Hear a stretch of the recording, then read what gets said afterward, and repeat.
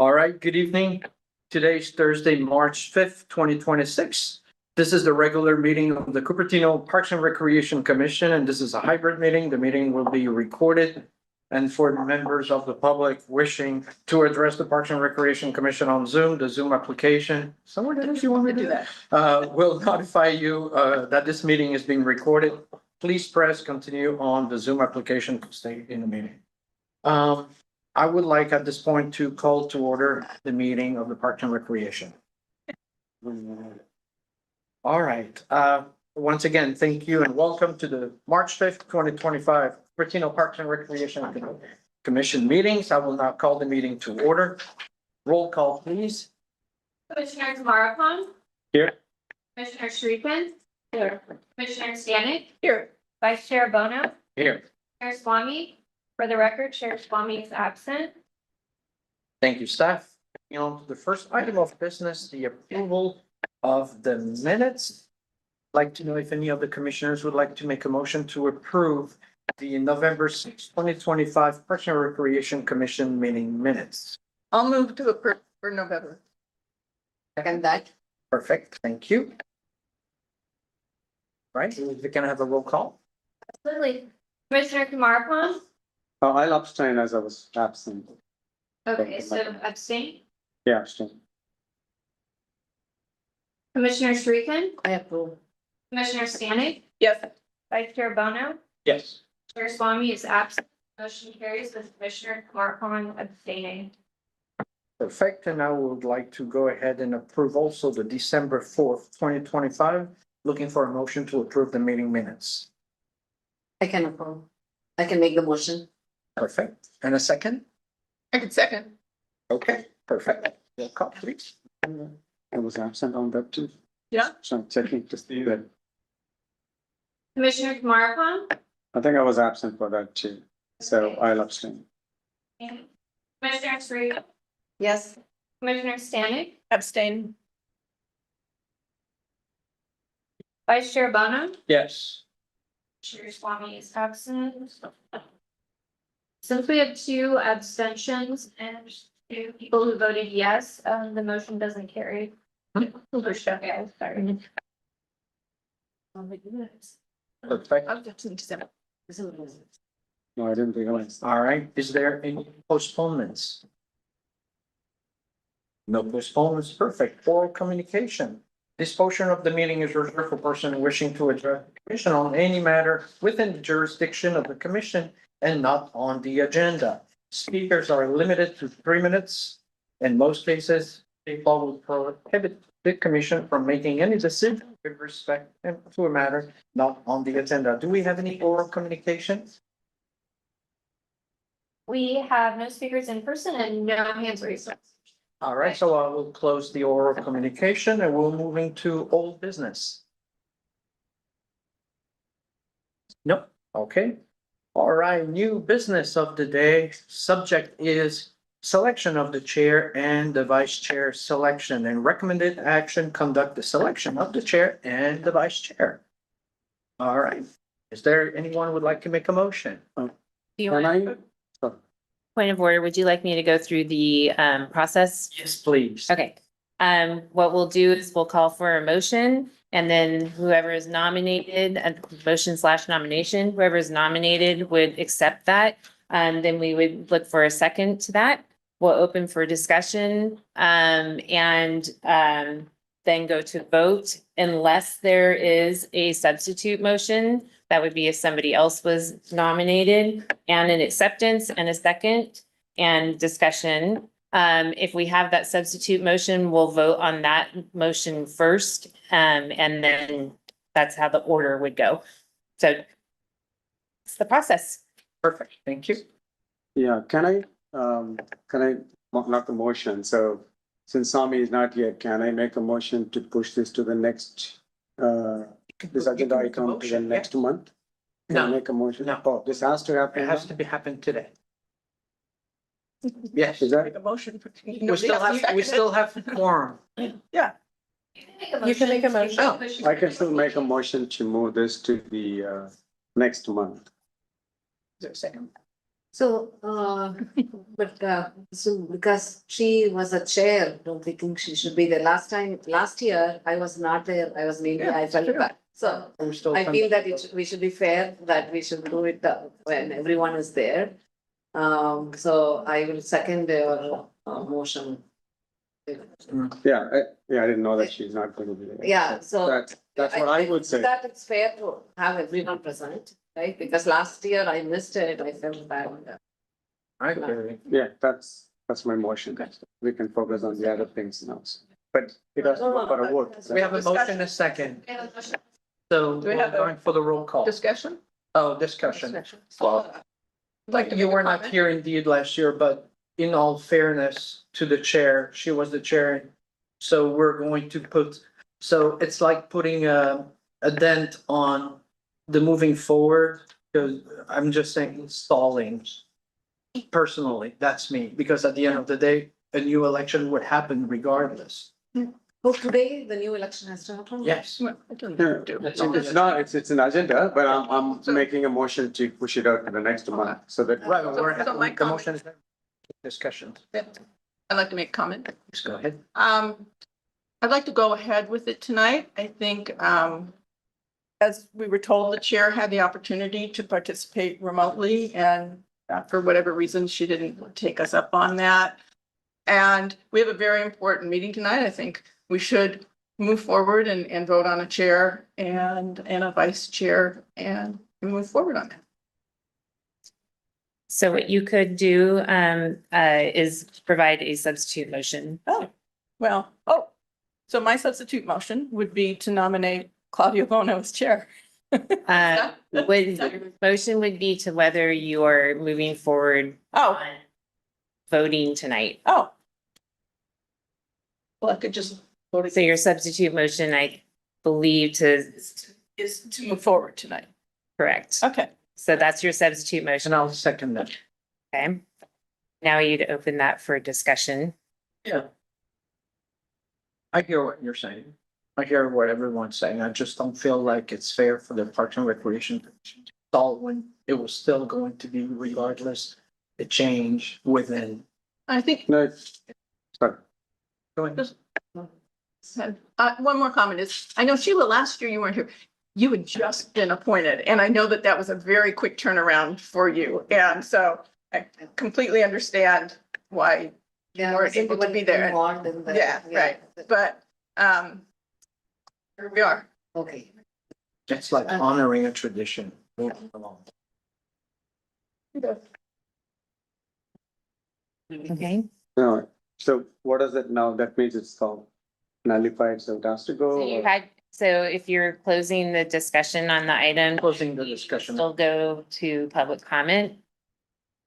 So you would check in on Is public there comment. public comments on that item? We have no speakers, Chair.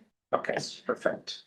So let's move. Now- We're now moving what to you the would- substitute motion. You would move to a vote on the substitute motion. Commissioner Kumarapan, What is the substitution usually? So I didn't Yeah. get it. Say. Yeah, could you restate Lindsay, could you restate what they're voting on? the substitute is not to postpone the elections. Okay. That's, no. Commissioner Strickland, I think it makes sense to move right there. Move ahead with this election today, because it doesn't.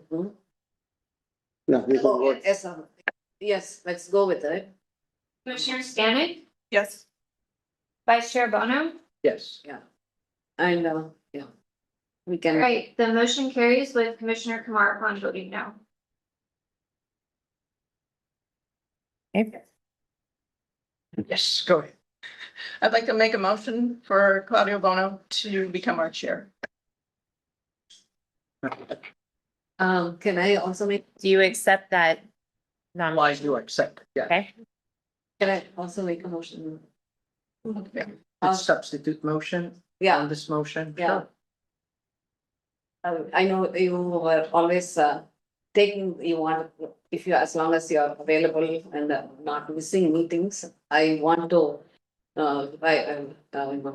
nominate you if you are up for it.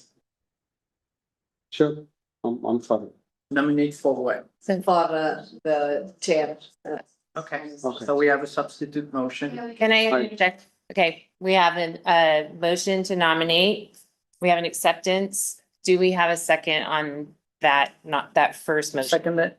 Okay, so we have that. Now we have a substitute motion. Nominating. Commissioner. Okay, and then do And I you accept? accept it, Okay, and I can second that too, right? okay. Now you open for discussion. Sorry, who seconded Discussion. that motion, the original motion? Commissioner Park. The, Vice Chair. okay, yeah, Yeah. because there's two motion and it's. Correct. Okay. But I'll be better. So now you have discussion on the substitute motion.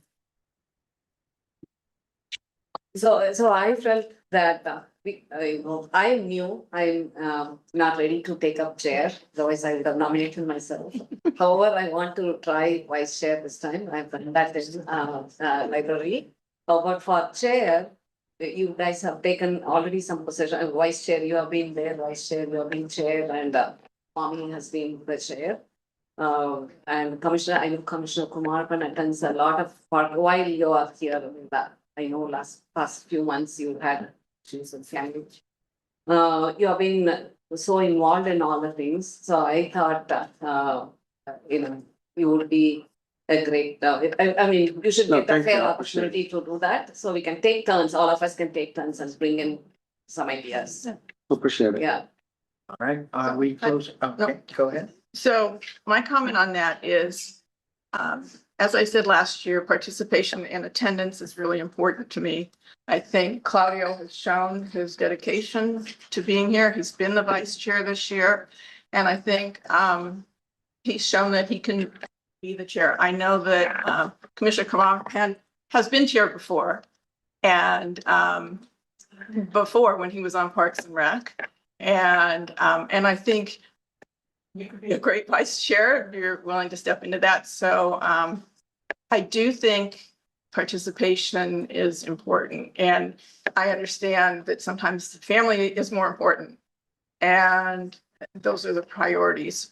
But I think Vice Chair Bono has earned this recognition. Thank you. Is there any more discussion? Yeah, I'll make a comment. I think the absenteeism, I don't want that to be called out as the disqualified or the not enough qualification, because as I said, the last two meetings, specifically one I should have attended, I left it on the same day because of urgency at the family in India. It's not locally, I'm sitting here in absence. Everyone, I just came back last night from India, so I'm still on jet lag. So No. I had to go back to India again to care of my parents. So I think that's not, but I think as I said, I do put enough time and effort on this care for the park and rec hunting. So I sincerely respect her nomination to whatever she said. So, but yeah, going forward, I will be continually attending it. It's not unless there was any emergency calls out. So I don't want that to be as a disqualifying factor to be nominated for the chair. So I just Noted. want to put it in Thank clear you. conditions. So Any more discussions on this? that's, I just want to clarify that. Let's move into the Public. public comment. Thank you. We have Ms. First Vice Chair. All right, we'll close oral comments on that and we'll move with the roll call. And I would like to, if you could, please reiterate what the motion is. The motion is to nominate Earl Hall as chair. So, Are you ready to First vote? or second, is yeah, it? we can ready to, yeah, that's the Yeah, substitute, yeah. That's the It's already- substitute. It's always the substitute. Yeah, it's motion always a first. substitute, like, Oh, I see. Yeah. Okay. yeah. Okay, are you ready to vote? Commissioner Kumarapon? Yeah. Commissioner Srikan? Commissioner Stanek? Oh. Vice Chair Bono? No, That's okay. Motion fails with Commissioner Stanek and Vice Chair Bono voting no. Okay. Now we go, I think, Goes the To the other. original for motion. the original The motion. original motion. Would you like to rediscuss the original motion before we're moving to roll call? Sure, the original motion is to nominate vice chair. Chair. Okay, Let me, one other comment is that this is the last year of Commissioner Bono's term. that's true. And so there's not going to be another opportunity. Sure. Never been chair. But I also feel that if you don't have enough, if you don't attend enough meetings or anyways out of the No, commission, this is right? not what Like this is about. No, but to give him fair opportunity. Mhm. Marking absent to the meeting shouldn't be impacting this decision, right? Because he was still within the limit of, but where I've seen the Commissioner Kumarappan is he has attended all other park events. I've seen him taking pictures. He's so involved in all parks and recs. He never asked rudimentary questions, right? He was on top of other activities as well. And definitely much more than what I contribute, he has contributed. I've seen him on the field. So that is why I went with Commissioner Kumarappan. I feel, No, I understand. Yeah, thank you. No, I think appreciated. I would like to just say one word before we're moving to that thing. I understand everyone's position. I think personally, I may be old fashioned. As a vice chair, it's a complete lot step to be chair, period. At the end of the day, regardless of however our own individual lives are, I do have 100% attendance record and I travel the world as well. And I know if something would happen to my family, I would not want it to be held against me, fully understand. But yeah, just my last year here, it wouldn't make sense to be chair. So if no one else has anything to say, I'd like to close the motion, the discussion, and we go back to the motion at play. Commissioner Kumar, No, Can you restate the, Yeah, there's a voting motion. so the motion is to nominate Vice Chair Bono as chair. okay, you asked me, right? and now we're going to the vote. Okay, no, Commissioner Shrikan, I will say no. No. Commissioner Stanek, Yes. Vice Chair Bono. Yes. The motion fails with Commissioner Stanek and Vice Chair Bono voting yes. Now we'll ask direction to staff to what's next. I'm like, Nominate Great. Vice Chair. Gotcha. Close your mouth. So you get your way. Yeah. or do you want to do the vice chair? Yeah, we can vote on the Vice Chair. Because it is the next item on the agenda. Okay. Oh, I see. Have a vote. So we would need to postpone before we move on to the vice chair. We don't have a choice. oh, we can do do the vice chair now. Okay, so. They can make another motion. I think we should wait. Okay, try it again. You guys are so political, okay. so political. It's You kind can go, of astonishing. Yeah, we have to stay with decorum with the meeting. Yes. But we can make another motion to vote. Go to another vote. We can make another motion. Or you can go on to, you can make a motion to postpone and then move on to the vice chair.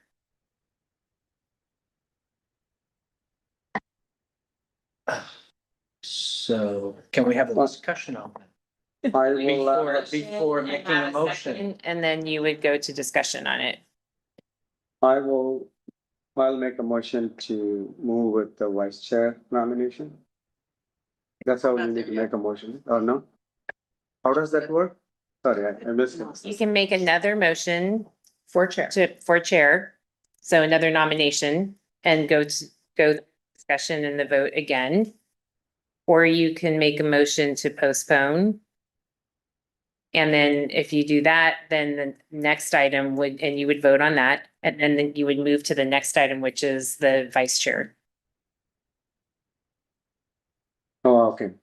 Yeah, I'll make a motion to postpone it to the next meeting. The chair selection. I'll second. Okay, Are you ready to do a vote? Yes. so this, can you restate what the motion is? Here we are. Okay. I'll go for chair to the next meeting. Okay, and don't start the vote. Now you discuss. Here we are. We got 2 and 2 unless somebody wants to change their vote. Yeah. We'll postpone and we'll roll the dice for next time. Okay, and you open public comment We have already opened the public comment for this item. for this motion? Don't need to open it for every motion, we just need to. Gotcha. Okay. So now we go to vote.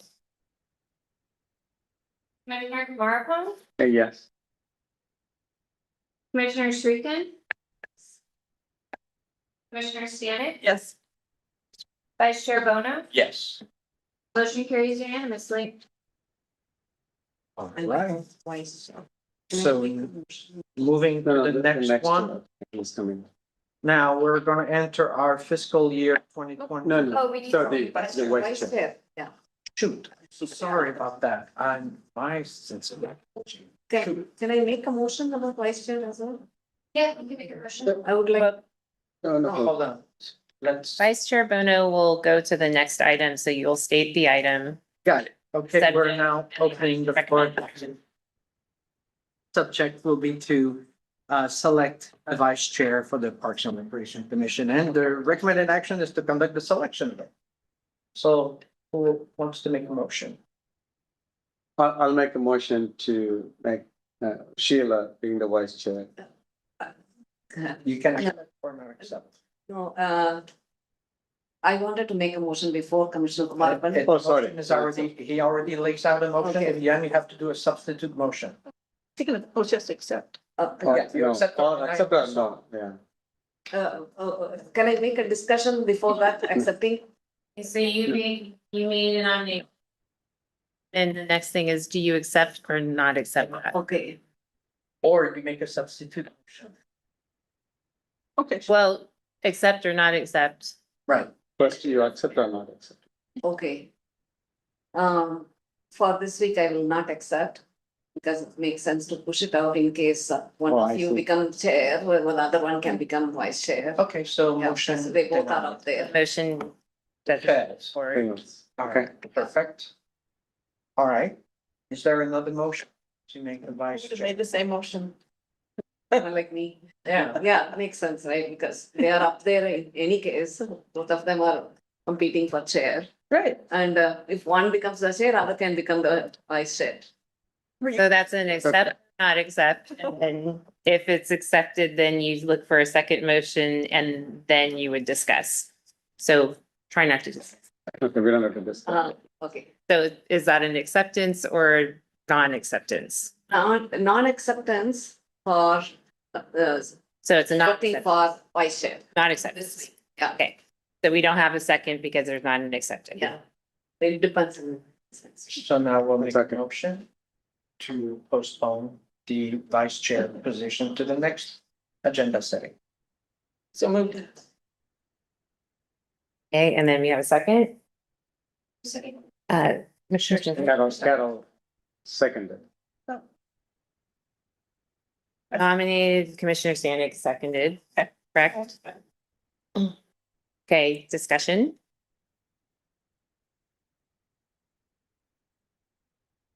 Okay, and then we don't need to go to public comment, or this is a new agenda item. Correct. We use all the same items, so we only need to go to public comment once. Gotcha. We're really good about public comment, team commission. We open it a lot. Okay, so now we would go to a vote. Commissioner Maripon, Yes. Commissioner Shrikan, Yes. Commissioner Stanek, Yes. Vice Chair Bono, Yes. Chair Swami is absent, the motion carries unanimously. All right, now, on the next subject item, the fiscal year 2026-2027 community funding grants application and program evaluation process, and the recommended action is to review the fiscal year 2026-2027 community funding grant application and program evaluation process. I feel line is on normal.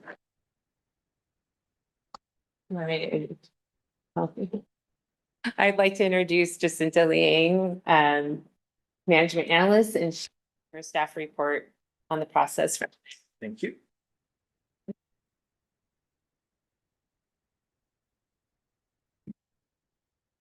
Good evening, Vice Chair and fellow commissioners. My name is Jacinta Liang, Management Analyst in Parks and Recreation. So today I will be going over the item. But before we begin, for complete transparency, I need to ask if any commissioners have affiliation with any of the applicant organizations tonight, and if so, can you speak now? I'll speak. I'm a member of Rotary. But I'm not in leadership, so I will not recuse myself. I'm also on the road, Rotarian. Any other affiliations? No. No.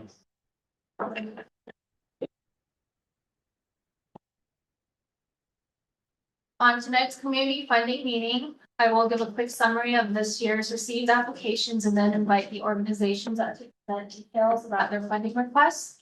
And applicants will have 3 minutes for their presentations, and the commissioners can then ask clarifying questions after. We are estimating a maximum of 10 minutes per organization, which includes the presentation. And after the organization presentations, I will go over the eligibility and evaluation process, where the evaluation discussion will take place next month at the April Parks and Recreation meeting. So this year, we received 22 applications, 14 new applicants, and 8 returning applicants.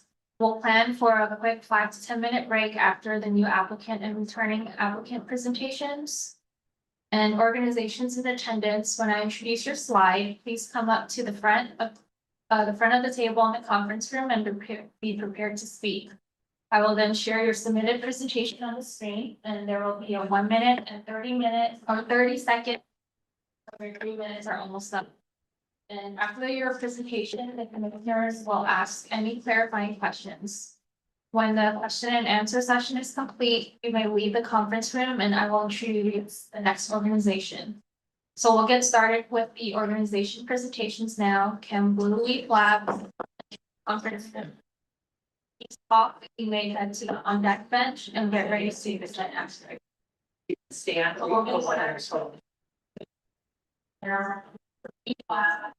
our first applicant is Blue Leaf Labs. They are a new applicant and requesting funding for their Osmo Flux project. They are $750. Perfect. My name is Rohan. I'm here on behalf of Blue Leaf Labs. So everyone get into it. Everyone ready? Yeah. Good evening, commissioners. My name is Rohan Agrawal. I'm a 10th grader in Monte Vista High School, and I'm the founder of Blue Leaf Labs, an environmental energy and research nonprofit based here in Cupertino. In Cupertino, we get our drinking water from Santa Clara County Valley Water, and they've listed seawater reverse osmosis desalination as one of their future water sources in their 2021 Water Supply Master Plan. However, desalination generates highly concentrated brine, and its disposal is of environmental concern and economic cost for our taxpayers. That's why I'm developing OsmoFlux, a model and educational platform to recover energy from desalination brine and deplete its concentration. Next slide. So this is what OsmoFlux does. First, I'm building a computational model of this technology, the reverse electrodialysis, to generate energy from desalination brine. I'll be evaluating it using real plant conditions using published Valley Water desalination data, and I'll identify where energy is viable and where it isn't. I'll also be constructing a physical reverse electrodialysis prototype on a benchtop in a home lab.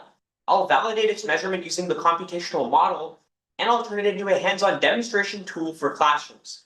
Finally, I'll make sure my results are public and open to all residents of Cupertino, develop educational materials for students and educators to learn more about the water energy nexus and desalination. Next slide. Here's where my requested $750 goes. The majority of it is into actually building my physical prototype demonstration with $75 for contingency. I'm requesting half of my budget from the city. I've already received $220 from my school's research class, $530 from my personal and family sources. In fact, the city's funding will help me develop my prototype. Next. Here's what Cupertino gets back.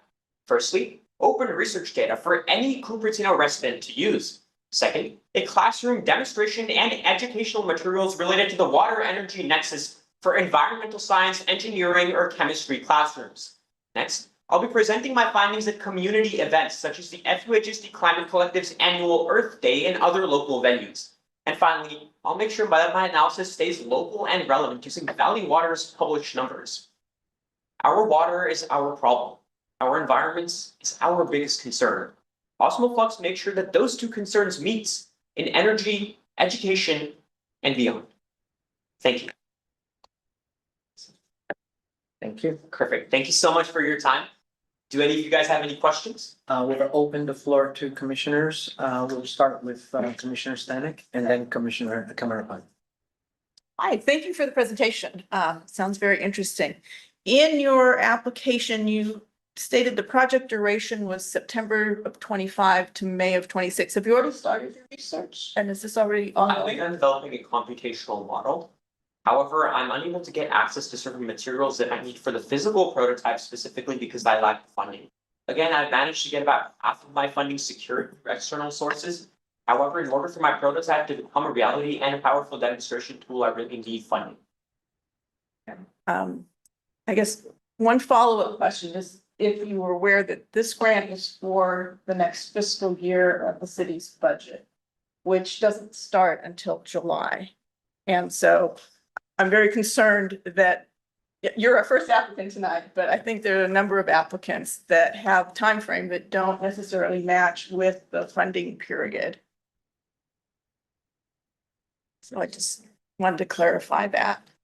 Perfect, yeah. I think my research is definitely going to be ongoing. I think this is a technology that needs to be explored possibly in future years. Membrane technologies will become more efficient, prices will drop. So I think it's really a multi-year experience and I definitely foresee, especially in July, I will be working on making this better. Thank you. Commissioner Kamarapan. Good catch. So, I think that's, maybe I have two questions. One, how does this directly help Cupertino residents or students? And the competition model is okay once you get the prototype. How does it help? So there's an area of science, environmental science, known as the water energy nexus. This involves technologies such as desalination, osmotic energy generation, etc.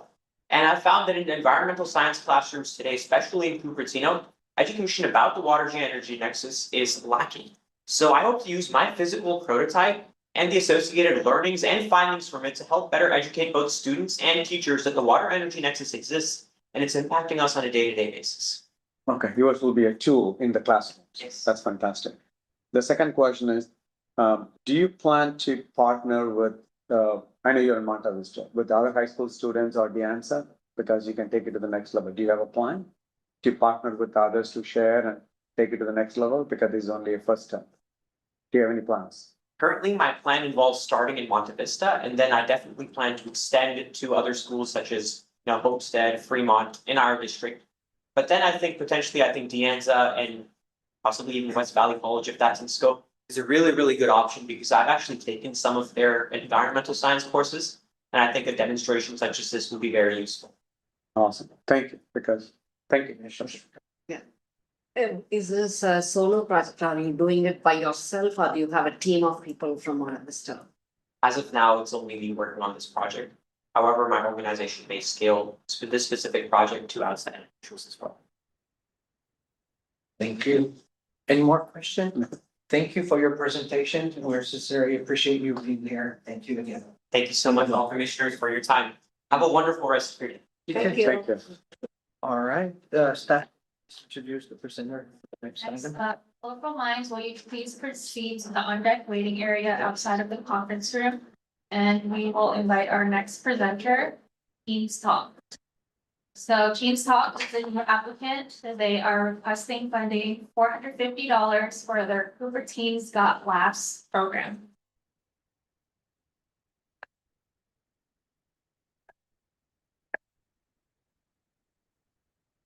Thank you for being here. The floor is yours. Thank you. Good night, everyone. My name is Bing Chen Hu, and I'm a freshman at Lindbergh High School. It is my honor to be here to present our grant for the 2026 Cooper Teen Got Lots event, which is funded by Teens Talk Foundation. First of all, who is Teens Talk? Teens Talk is a nonprofit founded by local high school students, and Teens Talk started from a teens comedy club. Our mission is to create fun events for teenagers and advocate for teen voices to be heard. 2025 was the first year that we held the Cooper Teens Got Loud event. With great help from Cupertino volunteer and staff members, it was a big success. There were 5 local high schools, 22 performances, and 300 more attendees. The Cooper Teens Got Loud event was held at the Cupertino Community Hall at the end of November. Based on audience feedback, we are planning to make it an annual event and make it even better from 2026. Now, let's move on to the 2026 event budget forecast. In 2025, our total spending was $350. In 2026, we are predicting a total budget of $900. And our requested grant is 50% of that, which is $450. Thank you so much for your attention, and thank you so much for considering to help Cupertino's teens to have more fun. Any questions? Questions from the commissioners? I think I had one question. He already answered part of it. The only one question, maybe I have 2 questions. One is related. How many overall you expect in the future year? Because, sorry, if you go back onto it, the number of people attended the first one. Yeah, it says 300 plus attendees right now, right, in 2025. In the projection, you're planning to spend more. That means you're projecting that more attendees will be there from the high schools. Do you have any projection how many you're going to double? 600 or people? From high schools or attendance? Attendees in general. So I thought the attendees are high school students, it's not? Oh, can you repeat that? Is attendees are high school students or in public or general Attendees, public? just anyone in general or Oh, for parents, I see. yeah. And do you expect that to be doubled? That's what you're asking for more yes. funding? Okay. That's it? Sorry. Go ahead. Well, I'll ask the question. If you go back to the 25 and 26 comparison on the costs, it looks like the mayor, that you were granted, the venue for free last year. And so that is contributing a Oh, I lot to the increase in your costs. Yes. And so it seems Oh, that, I see. Sorry. is it true? Maybe I I'll make didn't this mistake. In the form of a question that, basically this would help you get there, because the costs are higher because of the primarily is venue. Yeah, primarily venue. Okay, thank you. Thank you. I didn't, maybe I didn't. Okay. Thank you. Thank you so much for your presentation. Thank you. Can we please have the next presenter? Okay, group lists, please proceed to the on-deck waiting area outside of the conference room. Next, I will invite Colorful Minds. They are a new applicant to sustain funding, $1,500 for art workshops for neurodivergent children. Good evening, applicants. Just wanted to remind you, you have 3 minutes for your presentation. Our staff will also show you when you are closer to the time being off. So the floor is yours. Good luck. Good evening, commissioners. We are Colorful Minds. My name is Caitlin. My name is Queen. My name is Nicole. I'm Emma. And I'm Sarah. The next slide. So a little bit about our organization. We are a 501c3 certified nonprofit organization that is aimed at providing a safe space for neurodivergent children through creative self-expression, specifically through different mediums of art. Next slide. So our workshops we host every Sunday at the Cupertino Library, but every month we also attend PACE workshops where we partner with PACE or Pacific Autism Education Center, which is a nonprofit organization that also helps children and adults with autism. But our normal workshops, we never really have class schedules, but instead we let the children come in and we let them choose what activity they want to do. So because we value their interests, their values, and their preferred way of expressing themselves creatively. So we do painting, sculpting, coloring, scratch art, doodling, and more. Next slide. So in addition to our workshops, we also host and attend events. Just some examples of events we have hosted is like the Artworks for Clinics, which is an art competition that I've hosted. Another one is a recent community event in which we co-hosted like a board game day with some of our volunteers in conjunction with our News Sunday workshop. We've also attended a couple resource fairs. One, for example, is the San Andreas Regional Center Superhero Summer Festival. And there we just engage with our community, share about our organization, but we also offer face painting as well as our keychains, and any money made from these resource fairs goes towards funding our workshop materials. So what will our funding be used for? So a majority of our funding will be used for the materials and equipment used during our creative workshop. For example, things like acrylic paint, canvas, and monoglue tape. So around $1,200 will be allocated for these art materials. Something else that our funding will be used for is renting the rooms and venues. For example, the Cupertino Library and also other like rooms and venues for other events, like we mentioned previously, and around $300 will be allocated towards rental. Some additional info, all of our volunteers are high school students and we handle everything, such as the finance, teaching, promotion, etc. We're based in Cupertino Library, but we don't have an exact number of students who are Cupertino residents because we don't take that data from them, but we do know that they are from around the Cupertino area. And we've only received money from donations from parents and students and from the money that we receive from fairs and festivals. Thank you for your time. Thank you. And bring the floor for commissioners. Any questions? Commissioner Camarapa? Yeah, so two quick questions. One is, I think in the application you mentioned there are 34 participants, right? In number of participants, yeah, so 34. That's in 2025. So if it exceeds one, so do you have enough volunteers in yours to help them out Yes. in your organization? So what happens during our workshops is that the students can like sign up depending on their like own time and whether they're available. So it's not like a set class where like they have to come in every workshop. It's whenever they have time. So usually we have around like 7 students at a time, and then we have volunteers helping them out more one-on-one. Oh, not 34 at the same No, time? not 35 at the same Oh, time. I see. Okay, and how do they, second question is, how do they really know, especially the neurodivergent children, right, in Cupertino specifically? I know you don't take that count, but how do you really make it a point that they get to know that this one, because there are many people. I personally know, when I went to Cupertino High School and other areas, when I go and work with them, there are many. How do you really promote? Because you don't know how many people, how many Cupertino residents or the kids from Cupertino. But what are the mechanisms you communicate that you have such workshops? So that Commissioner people can- Camarapa, what is your question? Because I'm getting lost. You have. No, I said, what are the questions. communication mechanisms that this particular program exists to the Cupertino residents? How do they find? Yeah, so we started off with just knowing a couple of like parents through our founder, and they started coming to our workshops, and really it's just been like word of mouth.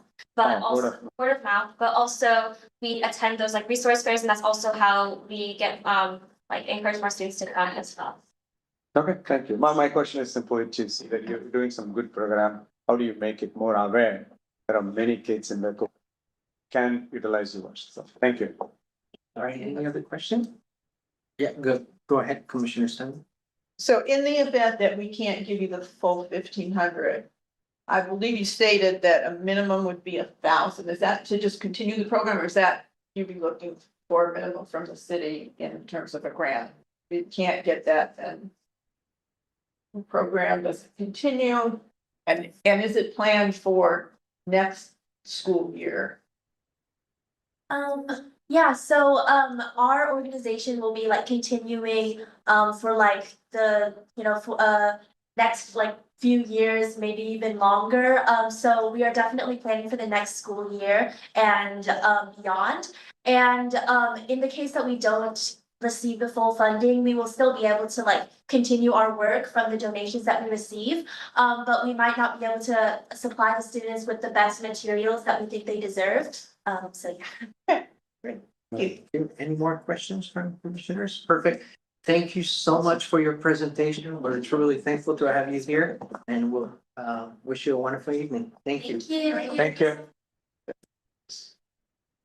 Okay, line for you, please proceed to the on-deck waiting area, side, I'll invite our next speaker in, so we have Food Bliss. They are a new applicant requesting 2,500 in funding for their produce recovery program.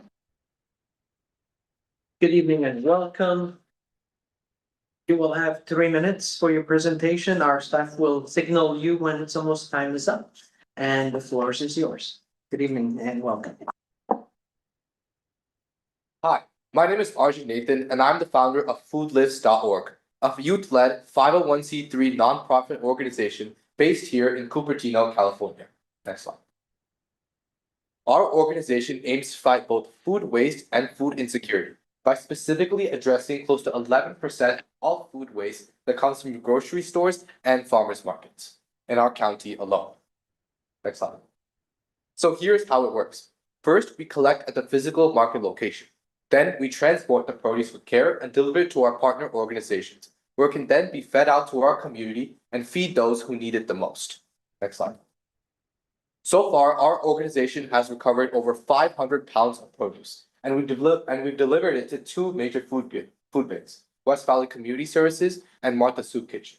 And for every pound of produce that we save, we are contributing to our environmental sustainability by limiting 2.8 pounds of CO2 emissions from emitting into our atmosphere. Next slide. So today I propose a $2,500 grant from the city of Cupertino, and I'll break down what this means for our organization within the next coming months. Next slide. So the largest share of the money will go towards collection equipment, specifically heavy-duty stackable crates and rolling utility carts. And today I have an example of one of those utility carts which look like. So these things look very simple, but they cost actually around $5 to $10, and we need approximately 50 to 60 of these for each time that we plan to collect. Next slide. We also want to spend around $800 specifically towards transportation, and this includes both U-Haul car rentals and fuel costs. And we estimate those to be anywhere between $50 to $60 for each trip that we have. Next slide. We also want to make sure that our volunteers are remaining professional and food safety certified. So we want to purchase vests and gloves so they in order to do that. And finally, the last part of our money, around 4%, will go towards our website and domain hosting. We host our website on hostinger.com, which requires a $23 per month subscription, but we also want to use that money for volunteer scheduling and data integration. Thank you so much for listening to my talk today. Do you guys have any further questions? Any commissioners? Commissioners are sure. Who is driving the U-Haul? Yeah, so our organization is 100% youth-based, mostly, but we also need parents specifically for driving those U-Haul cars. So right now our team is around 5 to 10 people, but we're trying to market this through our social media, which you can find on our Instagram. One more question. Sometimes wherever you're collecting the produce from, don't they give boxes, cartons? Do you need to buy these baskets? Yes, so you might ask why I might not use a cardboard box or something else that would be a little bit cheaper. Well, these ones, the specific reason is because there's contamination issues. For example, if we have things like fruits like pomegranates and oranges, those can easily leak. And so we want to make sure that instead of getting a cardboard box, we have one of these, which is very safety and secure, in order to make sure we transport with efficiency and care. Yes. You stated your program duration is 3 to 4 years. When do you anticipate spending this funds? So our organization requested $2,500 today. We plan to spend most of this money within the next around 4 to 6 months in particular. But our duration will be much longer than that. Okay. So will you have money in the 4 to 6 months? And the reason I asked that is that this grant is for the next fiscal year for the city. Yes. Starts in July. Yes. Yeah. Yeah, so regarding that, we will have the funds until then because we will we have other funding that we also secured from the Youth Service America grant, which is around $1,000. So we are also reaching out to other programs also to fund our program. It's not just Cupertino community grants. And the minimum, you said if we couldn't, because we have limited funds, if we couldn't support full request. Yes. Minimum that you would be looking for. We would be looking anywhere between $1,000 to $1,250 for that. Thank you so much. And yet the commissioner, Kumarapan? How many times do you do this on a weekly basis or you collect the, food, you said, right, from farmers Yes. market and others? So how often you do that? Basically, the produce that we've collected so far has been, we've done it around the November, December timeline, sometime around then. But those were mainly just to test whether this program will be like actually applicable, like whether we can actually scale this to actually become something. And so we've determined that that's possible. So now we're planning to try to like, the money that I'm trying to request today is to implement like a formalized collection program, something that's structured, rigid, and that can continue for like the times to come, even in a situation where I don't even need. Yeah, that's on a weekly, monthly. Yes, that would be on a weekly basis, 2 times a week, on Saturday and Sunday. Because if you're doing it for weekly, the cost for the U-Haul one, that's what I was questioning. Yeah. The second one is, do you have any partnership you tested out with the local grocery stores or anything? Yes. So we are currently trying to work with Felipe's Market in order to implement a collection program there. And we want to expand specifically at Felipe's Market, a lot of their produce is like mold or rotten. So we also want to expand looking into composting, which is another thing that we're looking into. But yet again, we're also looking to partner with Second Harvest. So I just had a talk with them a couple of days back about their food recovery program. But we haven't, those details are still being worked out as of the moment right now. Okay, thank you. That's our questions. Perfect. I don't have a question, but I just have a feedback. I think that what you do is wonderful. And I wanted to thank you because there's a lot of food insecurity going on right there. And to Yes. come up with ideas like this and move forward takes a lot of courage and a lot of good heart. So thank you. Thank you so much. Thank you again for your presentation. Yes, and I thank all of you guys for listening and let me talk. Thank you so much for being here today. Okay, Sunflower Magic to the on-deck waiting area while I invite our next speaker. Mine for you. They are a new applicant requesting $2,500 in funding for their heart care program that delivers mental health resources. Good evening. Can I interject? Yes. They're getting the information about the timing, so you don't have to tell them again. Sure. And you're averaging about 6 minutes so far total. Okay. Okay. Thank you. Hi, everyone. Thank you for your time. My name is Sarah, and I'm the founder of Mind for Youth, which is a nonprofit that makes mental health resources accessible for all young people. I started this organization after I had a sibling attend Monte Vista High School, and he was diagnosed with depression at that time. And so that's when I learned how big of an issue mental health is, especially in the Cupertino area. Next slide. So this is one of Mind for Youth's biggest programs called Heart Care, which distributes mental wellness kits to youth to promote awareness and also make resources accessible. So these kits include items like slime, handmade cards by other youth, and awareness merchandise. And then some of our special items are with our partnership with Lush, where we also include bath bombs, and then a free therapy voucher from our partnership with BetterHelp. Next slide. So far, we have distributed 5,100 heart care kits across North America. So this includes the United States and Canada so far. However, for me, local impact also means just as much as impact anywhere else, especially by being a Cupertino resident. I think I really want to give back to my community here as well in Cupertino. Next slide. So with the $2,500 grant I'm requesting, 80% of the kits that we make with this grant go towards middle and high schools in the FUHSD and CUSD districts. So this includes special programs such as ESL, special education and at-risk youth programs. And then the other 20% of the kits we make will go towards homeless shelters for youth in the Santa Clara County. Thank you.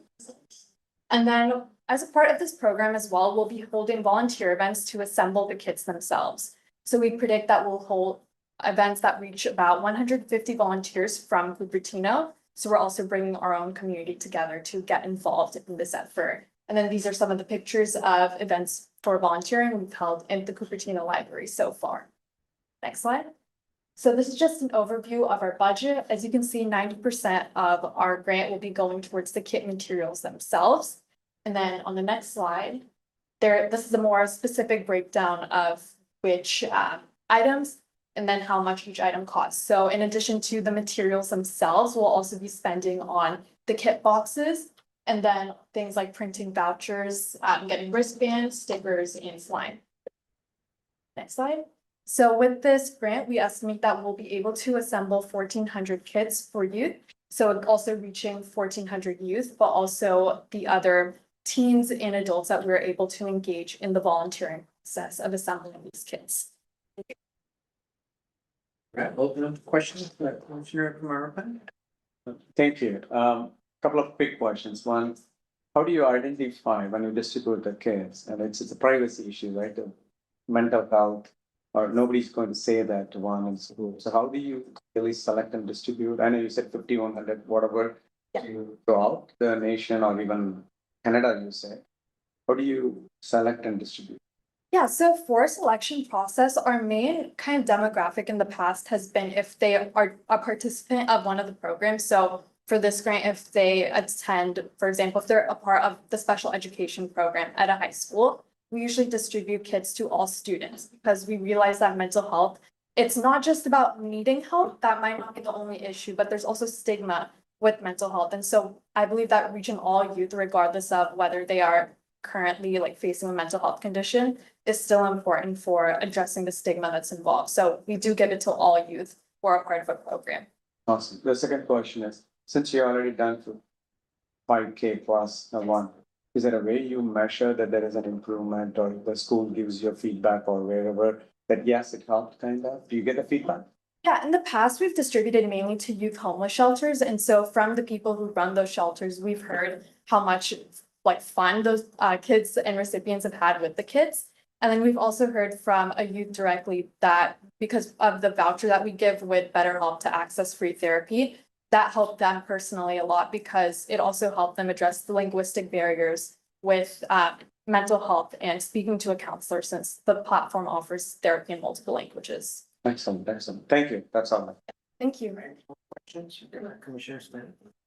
Yes, you show the program duration of 9 months. Is there a from and a to? When is that 9 months? Yes, so the from will be about from June, so the this year of June to we estimate it should wrap up in December of this year as well. So it won't be too long of a program, but main thing is also holding the volunteer events throughout the year. So it won't just be we assemble all of the kits at once. We'll be doing it throughout the year, multiple events. To assemble kits and distribute them. Okay, and my other question is, what's slime? Yeah. Slime is like a putty. Yeah, go ahead. No. Yeah, slime's like a putty, so it's for like relaxation. and Okay. So want some. Yeah, like it's really slightly. Yeah, we found like kids really enjoy that, just from school, like it's sometimes a nice distraction as well. Okay, thank you.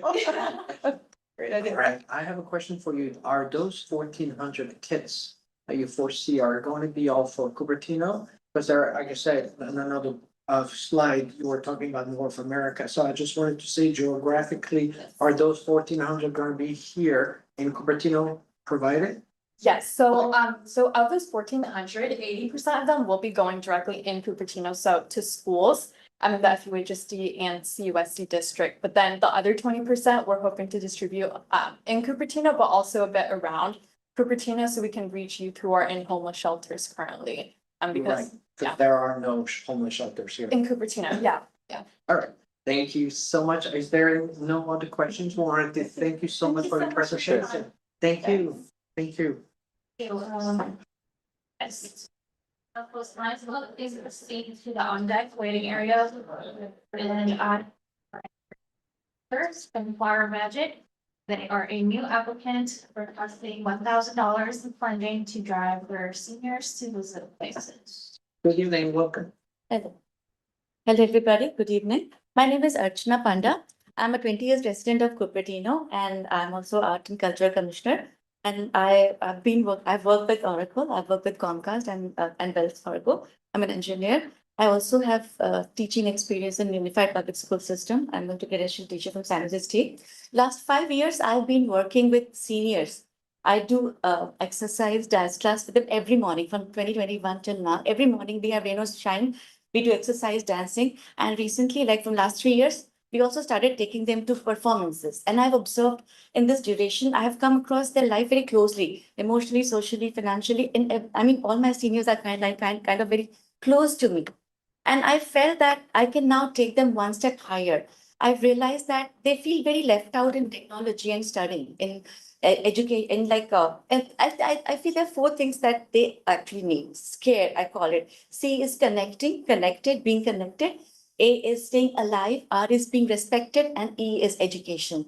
And coming from outside, especially if they're immigrants, they don't usually have that much of technical expertise, but they are willing to learn. I mean, even if they're 80, 90, I have my students 95 years who still wants to learn how to do slides, how to text, how to what is Google Suite. And we have taken these things like in smaller scales, but I feel I can scale it up a little bit. I have limited potential in my capacity, but if given a chance, I want to take a little further, scale it up to more people. And and it's my classes are free. Zoom and on it's on Zoom every morning. It's free. So anybody who can, who wish to learn something, they can come and whatever I can share. So now what's my plan? What I want to do with the fund that's being assigned.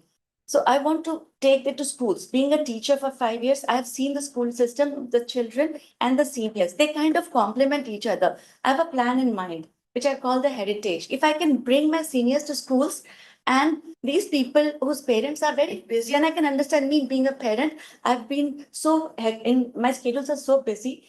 If they can make a grandparent children combination and the children can teach my seniors technology and the seniors can teach them heritage, storytelling, their legacy, their culture, and the students can in return give them the basic knowledge of technology. Now, it's not rocket science, very simple on either side, but they need to be connected. That connection I want to form, like very minimal resources, technical computers, and it's not like new.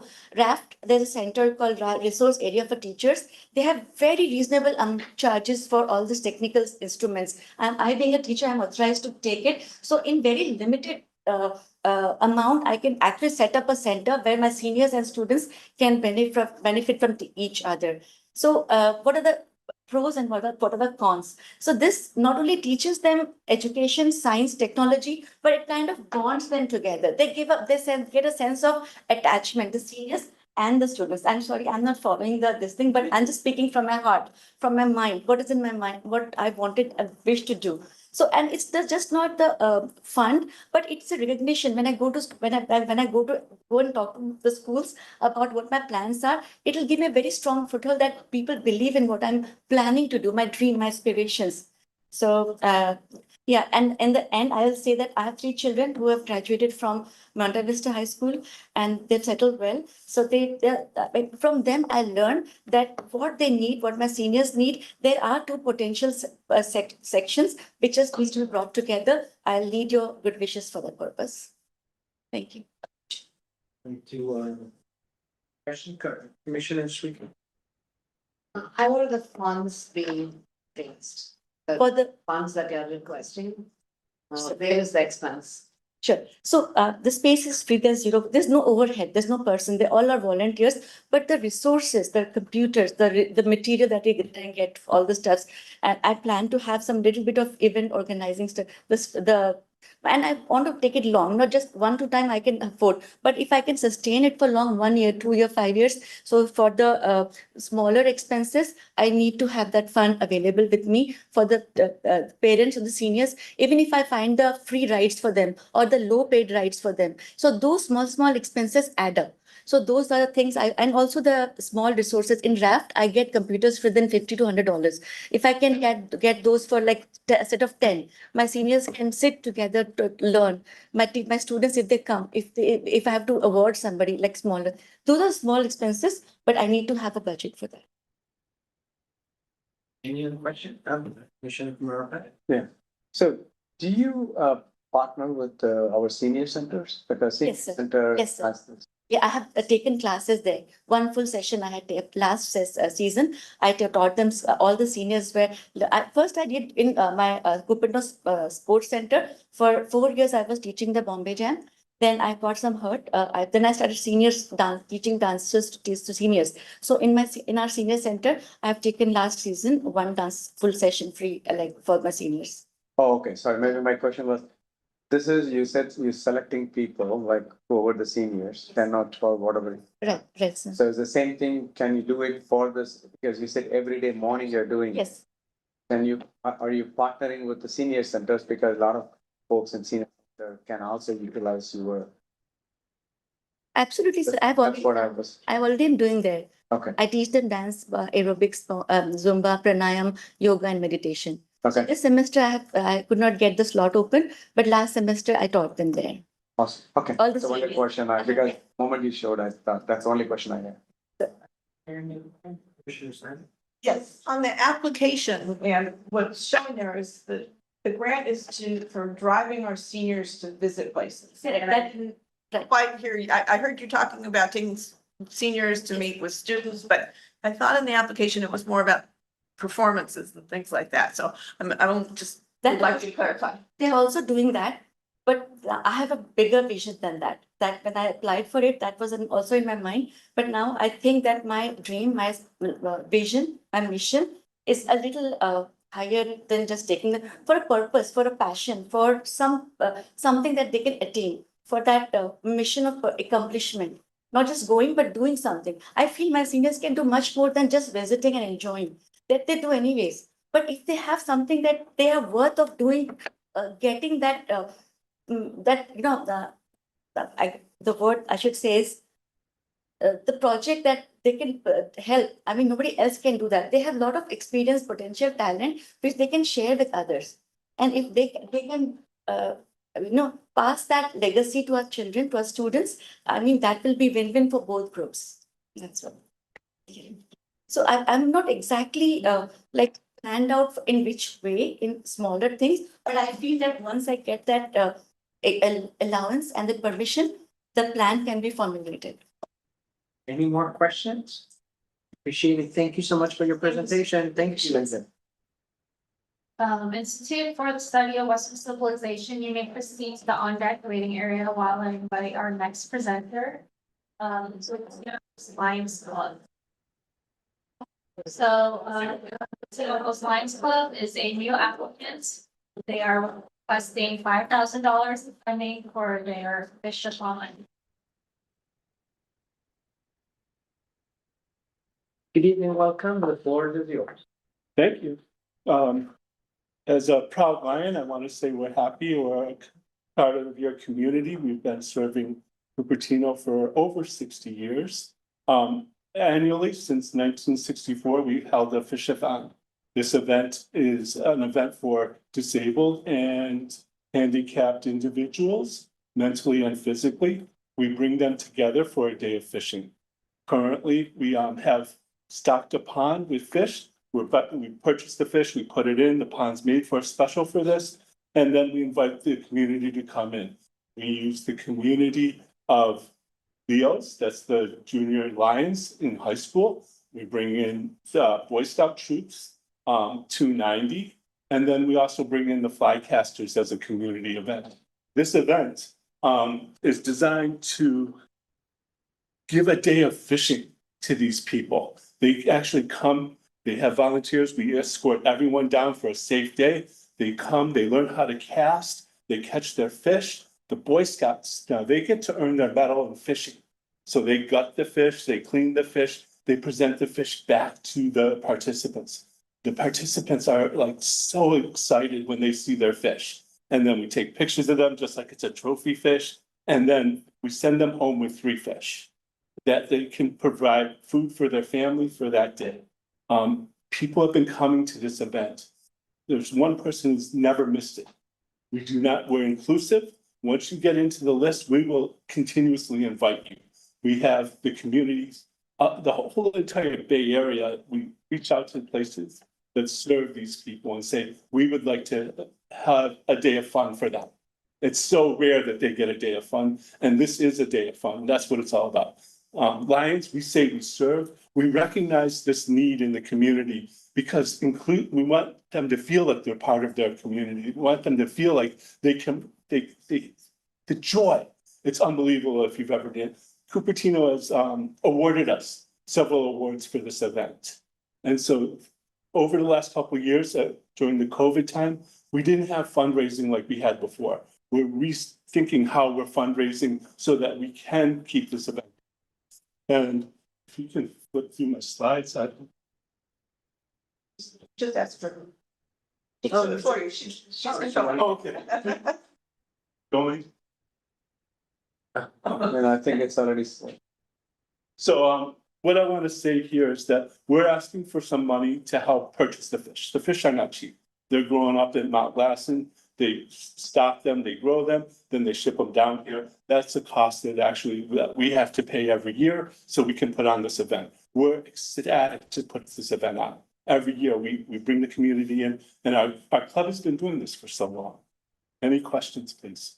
And we're opening the floor to the commission, Commissioner Camerton. I know you mentioned that you have so many people and you said only 10 on this one, but how many people how do you select those people? You said it. Okay, so we send out flyers to all the people groups that deal with people that are physically challenged and mentally challenged. We take 50-50 of each of them.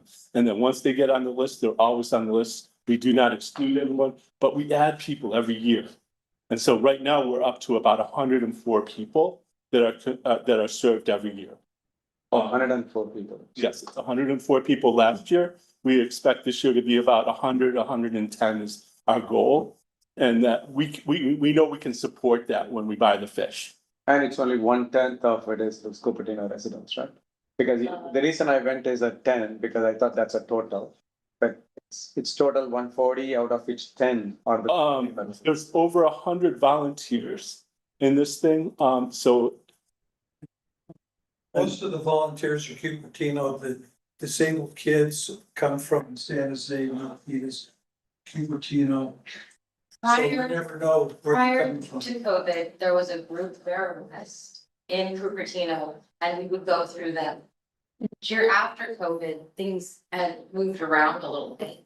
But we still maintain, if you're on our list, Grace, who is 93, has gone to all 60 of these events.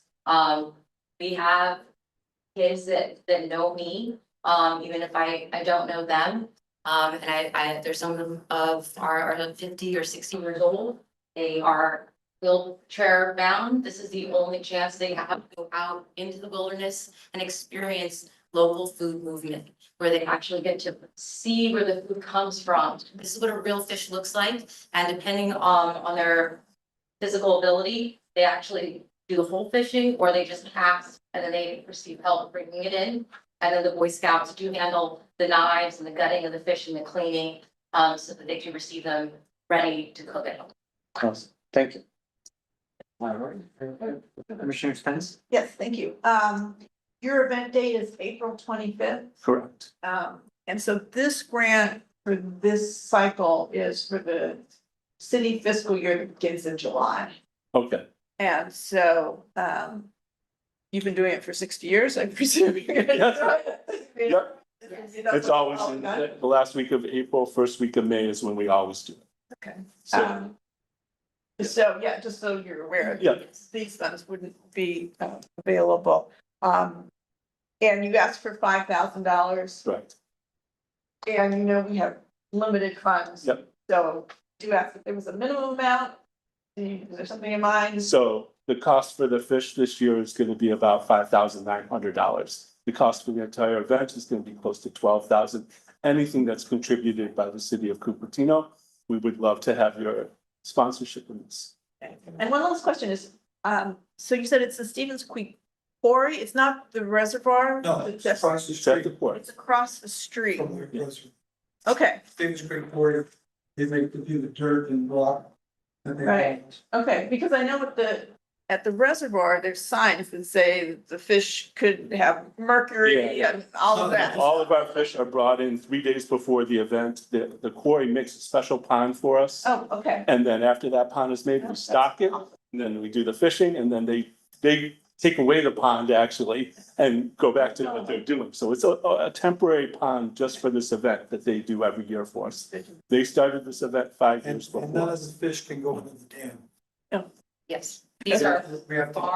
farm fresh. fresh fish, they do not impact any. Mount Lawson Fishery is where we get our fish. Wonderful, thank you. Any more questions from the commissioners? Perfect. Thank you so much for your presentation. Thank you. Thank you. Hey, Mayor, this is the on-deck waiting area while I invite our next speaker.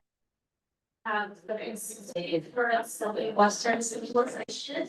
Okay, our new applicant for class $5,000 in funding for. I'm sorry, I couldn't hear anything you said. Sorry. I'm so sorry.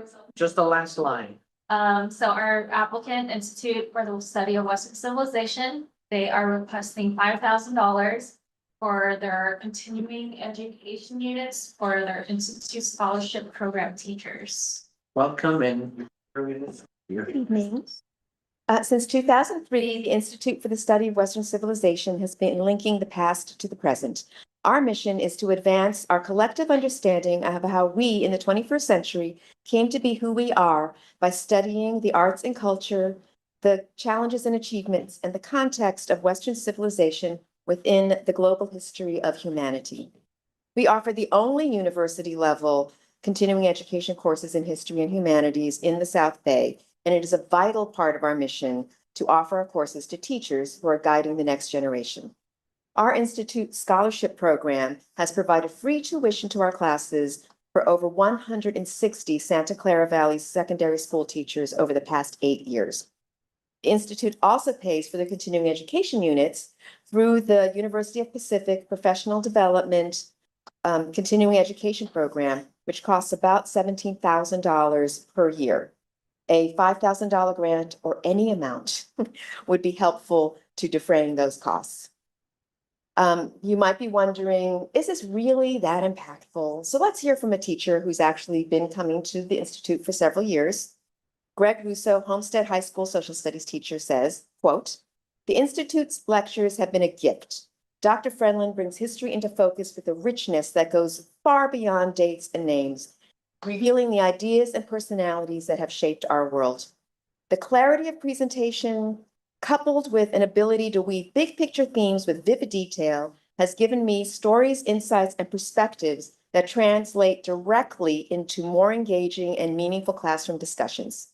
Every session leaves me with new ways to frame lessons, new anecdotes to share, and a renewed sense of why the study of history matters." So if teachers like, end quote. So if teachers like Greg Russo can get inspired, imagine how his enthusiasm encourages curiosity and learning in students. So the Institute's impact on teachers is real, it's deep, and over 18,000 students have benefited. So again, any grant would be helpful to defraying these costs. Thank you. Thank you so much. And open the floor to Commissioner. Have any questions? Commissioner America. How does, I know you said that it is mainly teaching the teachers and then they Yes. directly, and then they go to the students, is that right? Yes. But is it open to public? Yes. So, asking specifically about what we would do with this money, it would be for that program. But yes, so we have a range of programs for the general public. Anybody can come to these classes. We actually started, Dr. Friedland, Bill Friedland, who launched the Institute as the founder, he started classes, history and humanities classes for the general public. And then later, because there were teachers in his classes who would say, wow, this is really helpful. And so then they were able to get enough funding through another grant maker to be able to launch a program where they could offer free tuition. Right now, it's $335 a quarter. There's 3 quarters, so that's a fair amount of money for a teacher. So this way we offer free tuition for all of that, plus we pay for their continuing education units. So anybody from the public could come. Perfect. And a quick follow-up question on that. Is it not part of the standard curriculum in the school, or how does how it augments this, why it's not equally so important thing. I just want to make sure that you're complementing or Yes, yes. filling the gap. Yes, well, I don't know how you all feel about history, but there are many times, even for history teachers, where it can be a little bit dry or it can be a little bit narrow. And on top of that, how you teach. So if you're someone who loves to read, and that's how come they became interested in history, and they read texts, they might be assigning a lot of reading, and where the students aren't necessarily interested in learning history that way. And so not only do they, these stories and things, it's because Dr. Fredland and the lecturers there, and full disclosure, I am a lecturer there as well. We provide very engaging, richly illustrated PowerPoint presentations with links and stories, and it just makes it much more lively. So like the teacher in Greg Russo said, it impacts how he links the things together. So he's also modeling for them how you can teach this in a more engaging way for students, and also prompt discussion, because I think that's really important, especially linking, understanding, why study the past at all? It's because it affects today. This is how we got here, and it's going to affect later, and they're later, they're the future. So really having them link the past to the present to the future is really key. Awesome, thank you. Thank you so much. Any more questions for information? Yes. Standard question. So it shows that your program duration is June 1st through the 30th. I guess that's when the teachers are off school so that they can take it. June 1st through the 30th of 2026. I'm not sure why. I'm sorry, I didn't fill out the form. It says that it's probably because that's when they apply for the continuing ed units. I'm not sure, but the courses themselves are 10 weeks, 10 weeks. The teachers actually, that's how engaging it is. They're teaching all day and they still come 30 times a year to listen to another lecture. So that's how engaging the lectures are. And so I'm not sure why it says. Okay, because the funds, this grant period will begin with the city's fiscal year in July. Oh. So there won't be any funds. And It these won't even be classes, approved till right. next year's Oh, budget. so I'm sorry. And then the classes start in the fall. So once it's. Okay. So, and then I'm not sure how, I'm sorry. Okay. And the funding, I thought I read that the funding is actually to pay UOP for the continuing education credits. Is that right? Yes. So that's where the dollars, they come in, but then the teachers get the continuing education credits. Yes, so we pay for that. And the number of teachers, things, it can be about $17,000 a year. So even if we got the maximum $5,000, we're still putting out other money. So this is already, so again, the amount is. Okay, thank you so much. Thank you so much for your. Okay. Stand up. Okay. Yes. Thank you. Okay. Check on. Okay, thanks. Please proceed. I'll invite our Disappointing. Matter. It's not their fault.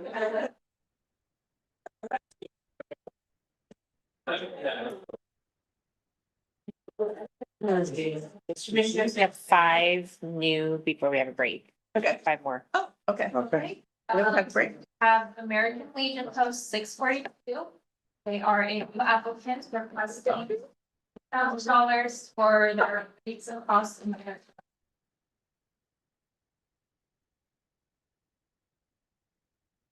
I would like to introduce our commander of our post, Vince Panini, and our adjutant, Arturo Fili Sardino.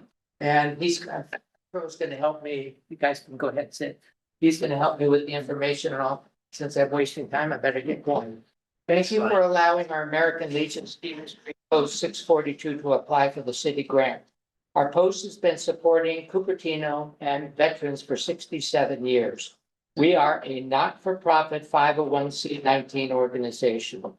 For the past 10 years, our post has sponsored the local Wreaths Across America program in conjunction with the nationwide celebration on the same December date set by the official Wreaths Across America organization.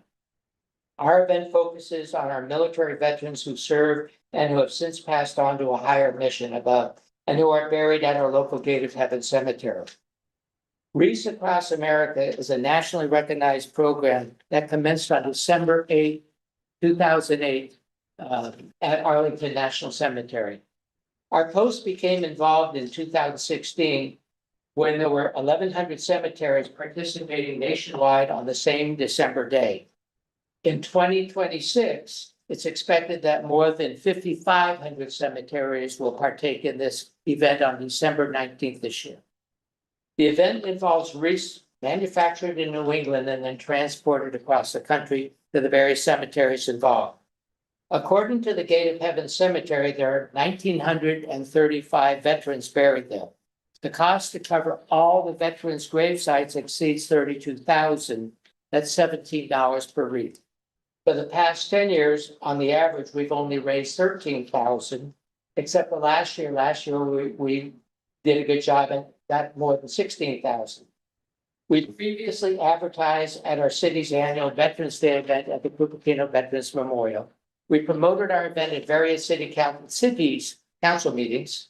We've had further requests from and received funds from local service clubs, local military-related nonprofit organizations, local churches, business communities, and families who have the loved ones there. Due to our continued shortfall and to follow the mission of the National Wreaths Across America program, Remember, Teach, and Honor. We desire to honor those who over the years have sacrificed and quote unquote signed a contract with our nation with a blank check made payable to the United States of America for an amount of up to and including their life. And we're not looking just for 20,000. We'll take anything. We're desperate. So thank you. We will open the questions to the commissioners. Commissioner from Urban. Thank you. It's bad, so. Oh, thank you. My question is that last year you said 16K. We exceeded 16K. How much, I don't know, but we received 16K for the purchase of the wreaths, yes. Okay, at the time you served, how many? 1985? There were 1935 grave sites there, but we were only covering. Yeah, it looks like. Okay. 1,300 or less grave sites. Okay, now your goal is to cover We're 1985. looking to cover them all, but we will take whatever we can get. We're Got it. desperate. Thank you. Thank you. Any other commissioners have any questions? Thank you so much for your presentation. Thank you. Thank you. Thank you. Today's Fremont Union High School's foundation, please proceed to the on-deck waiting area while I invite our next speaker.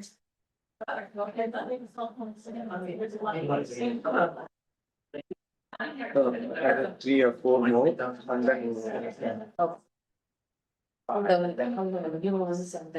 So we have Bayer, a new applicant requesting funding $19,050 for their prevention program to reduce the number of unfixed cats in Fulton. Thank you and welcome. Okay, good evening. My name is Vanessa Forney and I'm the president of Bay Area Cats. Thank you for the opportunity to present our Cupertino Spay and Neuter project. Bay Area Cats is a volunteer-run 501c3 nonprofit founded in 2022. Our mission is simple: to decrease the number of unfixed cats in the community. In 2025 alone, we assisted over 2,500 cats, which includes 700 owned pets, 1,300 community cats spayed and neutered through trap neuter return projects, and 500 cats and kittens rescued. We focus on prevention at the source because spay and neuter is the most effective and cost-efficient strategy cities have to address overpopulation. We are requesting $19,050 to operate a one-year prevention program in Cupertino. Our goals include spay and neuter for 50 community cats and 50 owned cats, with vaccinations and microchips included. We will measure success through shelter intake data and aim for a 25% reduction in cat-related animal control calls in 2026. We are already partnering with San Jose Shelter and local field officers to refer Cupertino residents directly to us and to notify us of found kittens so we can address breeding at the source. San Jose Animal Care Center is currently over capacity and rarely has space to accept healthy stray cats or kittens. In addition, animal control does not provide trapping or transportation. Without intervention, residents are left to managing uncontrolled breeding themselves. Our program fills that gap, reduces nuisance complaints, and improves quality of life in our neighborhoods. We began working in Cupertino in November 2025 and have already spayed and neutered over 70 cats.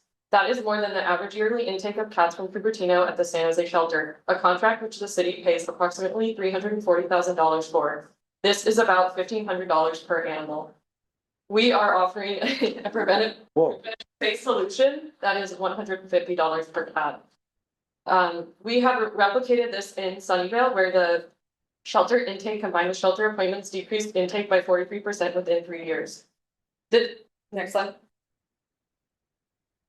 This program directly serves at least 75 Cupertino residents, many of whom are low income. But because we operate at the neighborhood level, the impact extends beyond individual households. Sterilizing cats in a defined area reduces spraying, fighting, litters, disease transmission, and complaints across surrounding properties. 100% of our requested funds go directly to services, spray and neuter, humane traps, vaccines, and microchips. This is a proactive investment that reduces long-term municipal costs. One unspayed female cat can produce 3 litters per year, with kittens breeding at 7 months of age. Without intervention, populations grow exponentially. Prevention reduces nuisance complaints and shelter intake, improves public health, and reduces long-term municipal costs to the city. This is a proactive investment instead of a reactive expense, and aligns directly with Cupertino's public health and safety goals. We are already doing the work in Cupertino, and with your support, we can scale prevention strategically and create measurable, lasting impact for residents and neighborhoods. Thank you. Thank you so much. Any questions? Commissioners? Commissioner Murphy? I just learned those 340K. Can you explain what is that 340,000 Cupertino spend? So that's the animal services contract with the San Jose shelter. They take in approximately 50 cats per year from Sunnyvale. They also take in other animals, dogs, and like rabbits and stuff like that. And the total animals about 220 last year. So we're paying, but they also provide some kind of support for like in the field, like picking up diseased animals and stuff.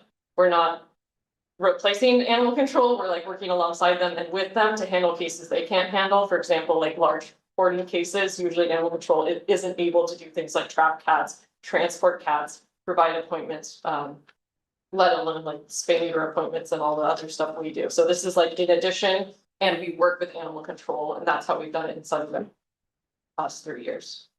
Just one follow-up question. So if they are over capacity and if they are seeking your help, yes, won't they help funding because they do get the funding from the cities, right? Cupertino, like if, for example, 50 things they're getting 340K. Yes. Won't they, because, and though those folks ask your help, Yes. would they really help you, fund you, or The they would say on your own? The shelter? Yeah. Oh, the shelter does not take healthy cats or kittens. Oh, So I they see. only take sick or injured. I see. And so if That's you good. find kittens in your yard, you are responsible for the spay neuter, for trapping them. Unwritten And trap so and- we're offering services, help. We'll take in the kittens. We have an adoption center, so we take the kittens for adoption. So we're pretty much, we offer to San Jose shelter, we're gonna take all the Cupertino cats, all the kittens. We'll go out and get the colony fixed where they're coming from and drop shelter intake every year with the goal of it pretty much being almost nothing, which is what we have in Sunnyvale now. Okay. So last question, the 70 cats you mentioned, is it what you trap, neutered and returned? It's a mix of pets, trap, neuter, return, and kittens we rescued. Oh, I see. So Within we did Cupertino. a colony, and it was like 45 cats in like Forest Avenue and of Cupertino, and that was a majority of the 70. Oh, majority of 70 is Cupertino. No, 70 is Cupertino. We fixed Oh, 70 is 765 cats since December 1st, actually. We're very, very, Wow. very, very focused on spay neuter, because that is what makes the difference. We're not gonna adopt our way out of this problem. And prevention is how you save money in a city, so. Oh my God, I didn't know that. Okay, you enlightened me. So thank you. Yes. Thank you. So this grant will allow you to expand your services in Cupertino, is that? Yes, yes. So the goal, we have wrapped up, or kind of maintenance mode in Sunnyvale, and we're looking at like which city we want to support. Cupertino nearby, and we're like, now we have a big team. I started Sunnyvale by myself. That's how I started this organization. And then now we have a team of like over 100 people. So we're ready to tackle a new city with, you know, effective techniques and the skills and everything we've learned, like working with animal control like we did in Sunnyvale. So we're gonna do it again, but this time better because we have a team this time. So that's the goal. And given that we have a limited budget and a lot of applicants, so if you were not to receive the full amount, would you still be able to do something if you were to receive I think you had in the application, like $10,000 would still allow you to do something.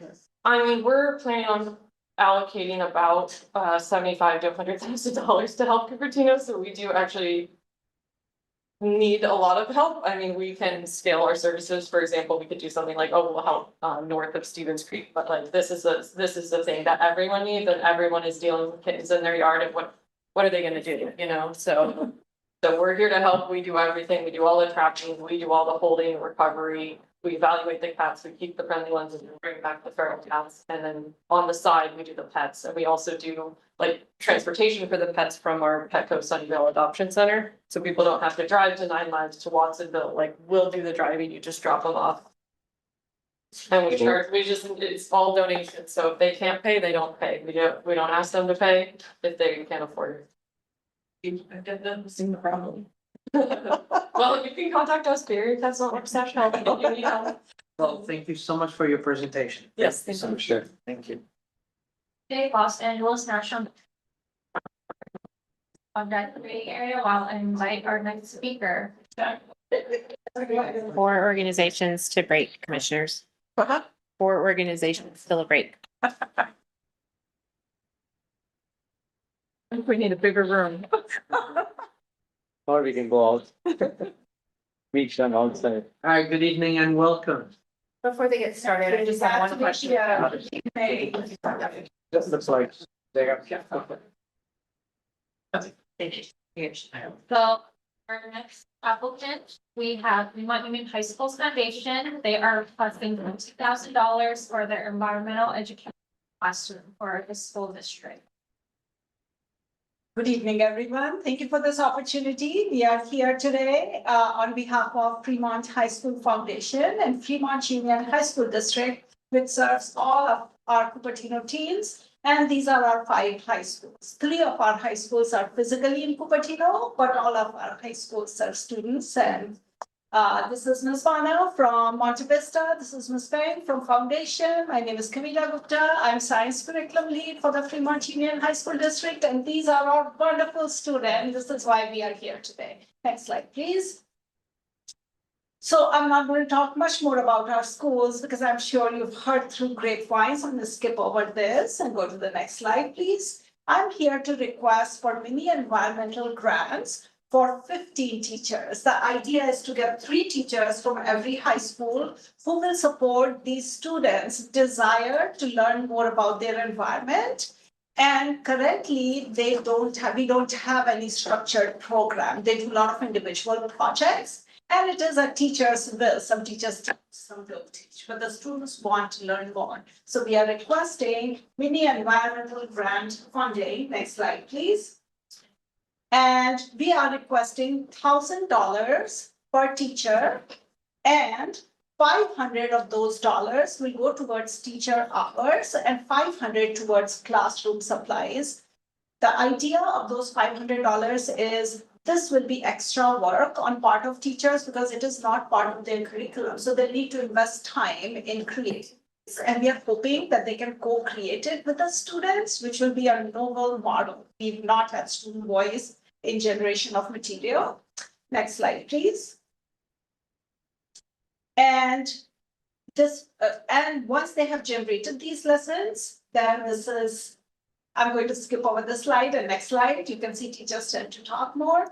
And this definitely aligns with Cupertino's sustainability goals. But when we invest in our teachers and our students, we invest in our future. So I hope he will support these wonderful kids. These are some of their projects. The student worked on creating at Homestead a native garden all on her own. This student worked on creating a biodegradable fungi and also created a ceramic keystone species.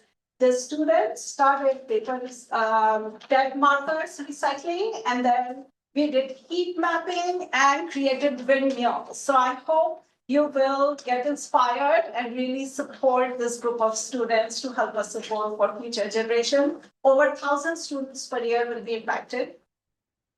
All right, thank you. I'm going to open the questions to commissioners and Commissioner Srikant. Thank you so much, Ms. Kavita Gupta, wonderful program. Are these projects done through clubs in the schools? Many students do individual programs. We also have a district initiative that's called Climate Collective, because our superintendent really values sustainability, but all of the time is volunteer.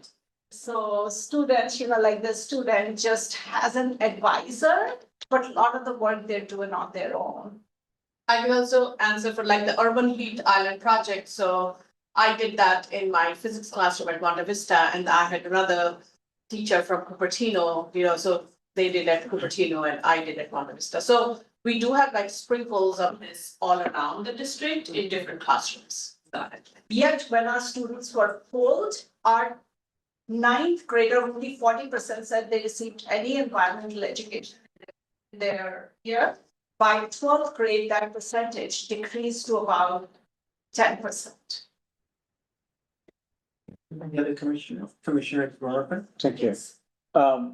Assuming that, I don't know, you've asked the question of partial funding, but do you have a prioritized, I know the 15K is 1,000 per teacher, and you said 3 teachers per school, so 5 schools, right? And do you plan to use these projects or similar projects? How do you really come up with those new projects? We are hoping students will do place-based learning. So right now their learning is within their classroom.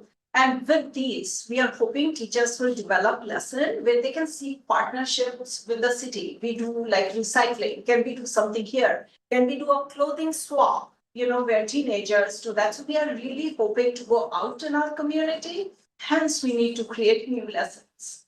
Oh, I see. Okay, these are not just these one, but the new based on. Yeah, new lessons. So you can keep it down because you're holding it up. I'm feeling the pain of holding it on board. That's it. Yes. Commissioner Stan? Yeah, so you said $500 is for materials and $500 is for the teachers. Is that cash that's handed to the teachers? So it'll be against hours, they'll be paid hourly rate. Teachers get paid around, I think, $60 an hour is their rate. So they will be then putting in 10 hours. So it's a payment to the teacher outside On of their. time sheets, yes, on time sheets. So it could be done through the district. Exactly. Yeah, the foundation. Yeah, so the foundation will, on behalf of the city of Cupertino, and donate it to the district, and then that they will use it. So I think, Financial burden. yeah, so having this will support more organized activities instead of like individual. So you see all these individuals right now, but if that will be happening to all our high schoolers in Cupertino, Cupertino residents of Cupertino. Thank you. Sure. Yeah, I'm going to ask you a question. The ask is really high given how much pool we have. If you get funded partially, would that still help? It would. I think what will be really, whatever we get will be better than what we have right now. So we'll appreciate that. It'll just keep decreasing. If we can get in whatever you can support us with, we will start with that and we'll continue seeking funding because we must do right by these kids. So here I'll go other places as well. After here, I'm gonna stop here. Thank you so much for your presentation. Thank you. Thank you for your time. Thank you for your time. Thank you for waiting. Thanks for the kids. Doing good projects. I know that. Get home, you got school tomorrow. Yeah, we do more. Look out that. Hopefully they were doing that while they were waiting. Isolation school, if you're here, please proceed to the on deck area. 5 minutes. And then I want stretch. Our next, Hello? wait, are you isolation school? Yes, we are. Okay, one more before you guys. Oh, one more? No, I don't think they're not here. They're not here. Oh, they did, Yep, there's a good point. Which one? The LA National Division League. They're not here. They're not here? Los Angeles National Division League, if you are here or virtually, to speak. Raise your hand or signal. If not, we will move on to the next presentation. One down. That was fine. Okay, we will move on to Tessellation School. They are a new applicant requesting $20,000 in funding for the outdoor theater.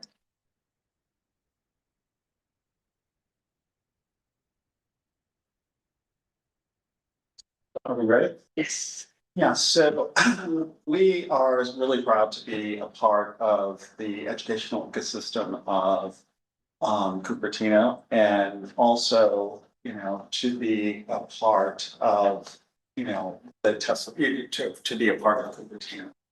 Our school, we consider ourselves sort of stewards of the property. We've invested about $1 million in the property.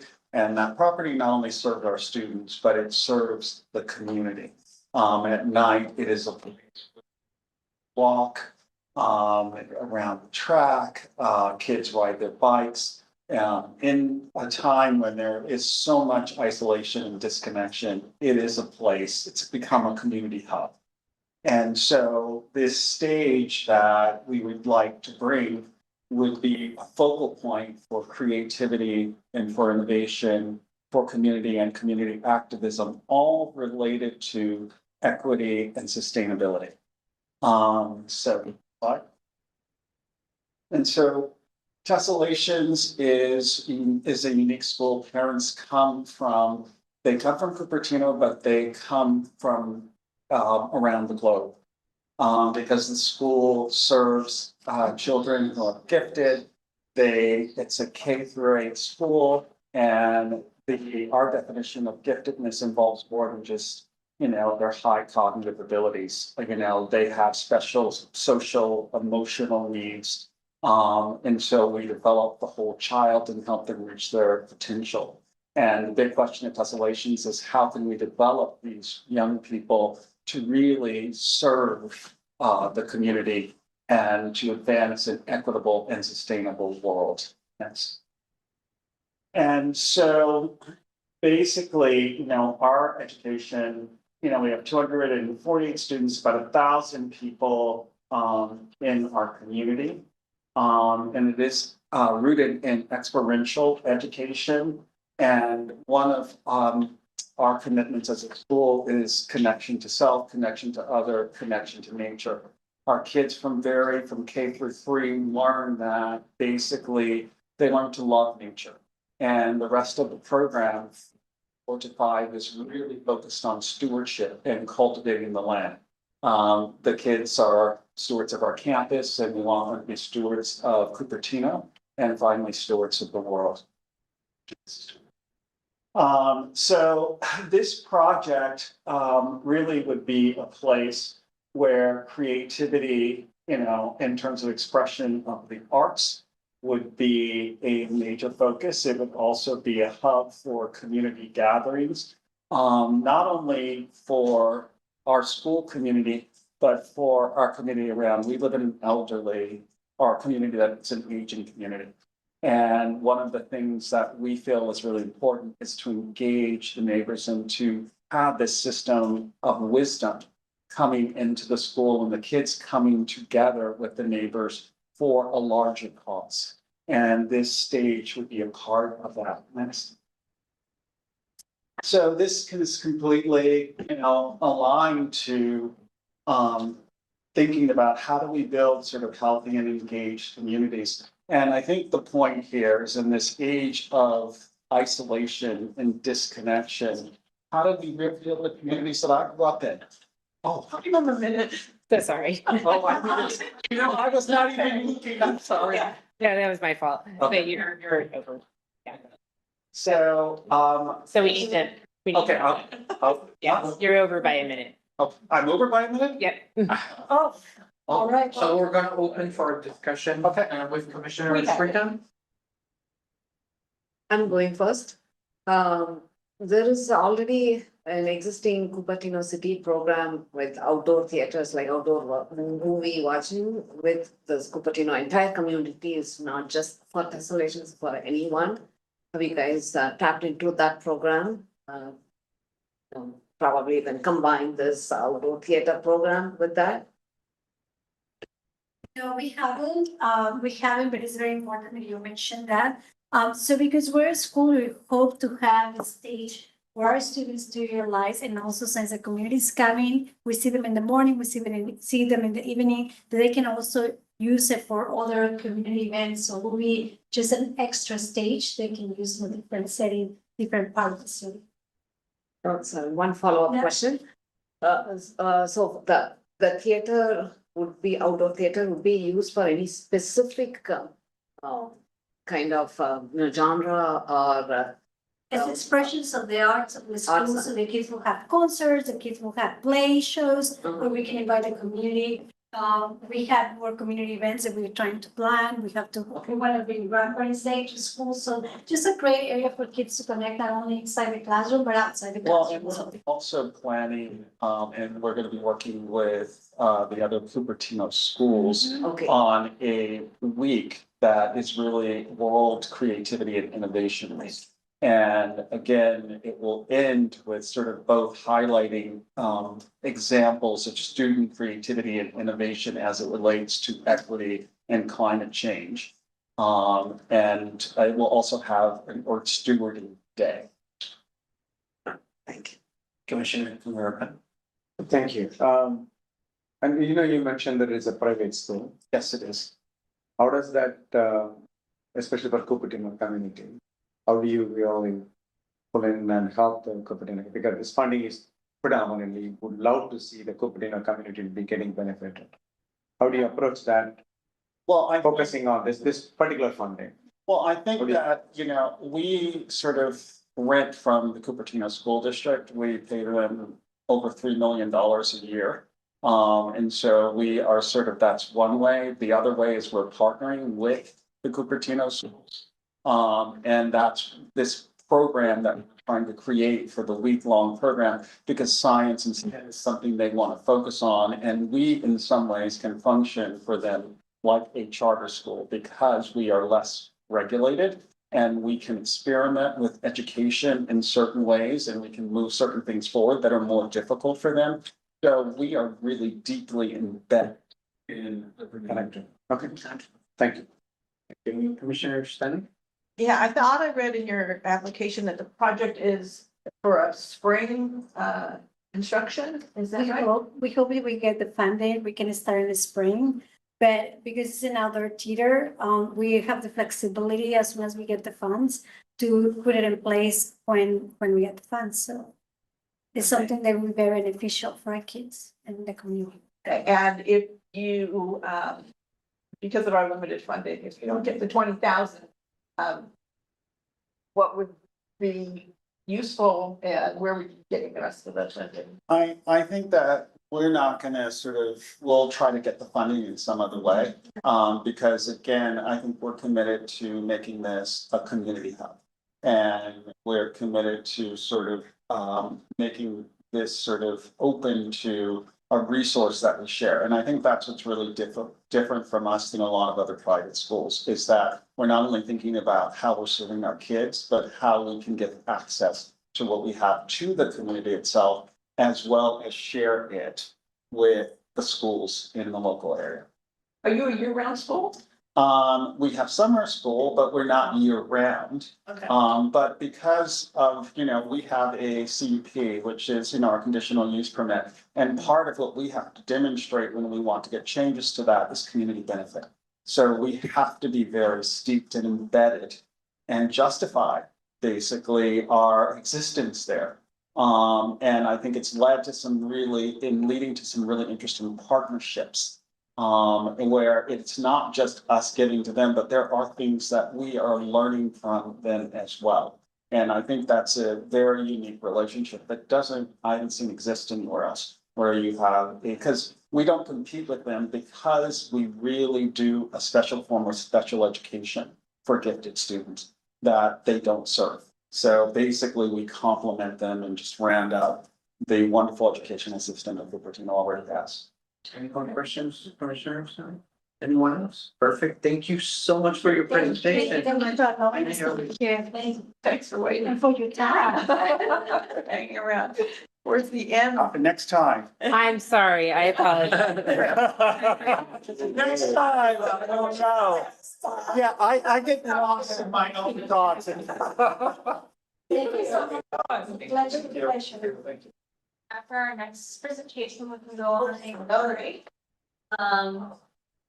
We'll add the Biathlon Club if they are here. Not, I guess we can take a short break, Perfect. 5, 10 minutes. So we're, go back exactly at 9 PM. Is that okay? We will take a few minutes.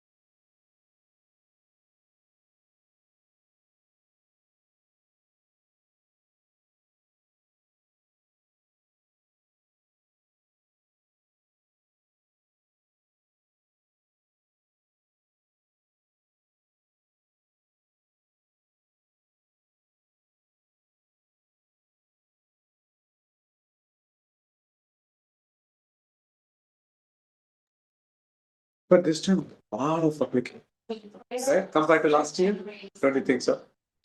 Yeah, but I also think After our 5-minute break, our meeting to present. intention was to say that we give grants up to $20,000. Yeah, but I thought we used to have a We used to. 60, 80. Victoria, no, you're right. Why it's only 35 now? Because their budget, because of Apple, sales tax revenue. And, yeah. So we're not saying it's fiscal place. Oh my God, we got one third of it, right? It used to be 90K. We used to have the We used tier to one, know- 88K, 90K last time. Now it's one third. No, I personally plan to start my own foundation to have this. Oh. Perfect, can you hear us? Yeah, hello. Victoria? Hello. Yeah. I just had a question. So I'm presenting on behalf of Remember the Tooth Fairy, but I just wanted to make sure that you guys know that I'll be presenting virtually since we weren't able to make it there in person. Okay. Yeah, we have it down. Okay, sounds good. I just wanted to make sure. Okay, thank you. Thank you so much.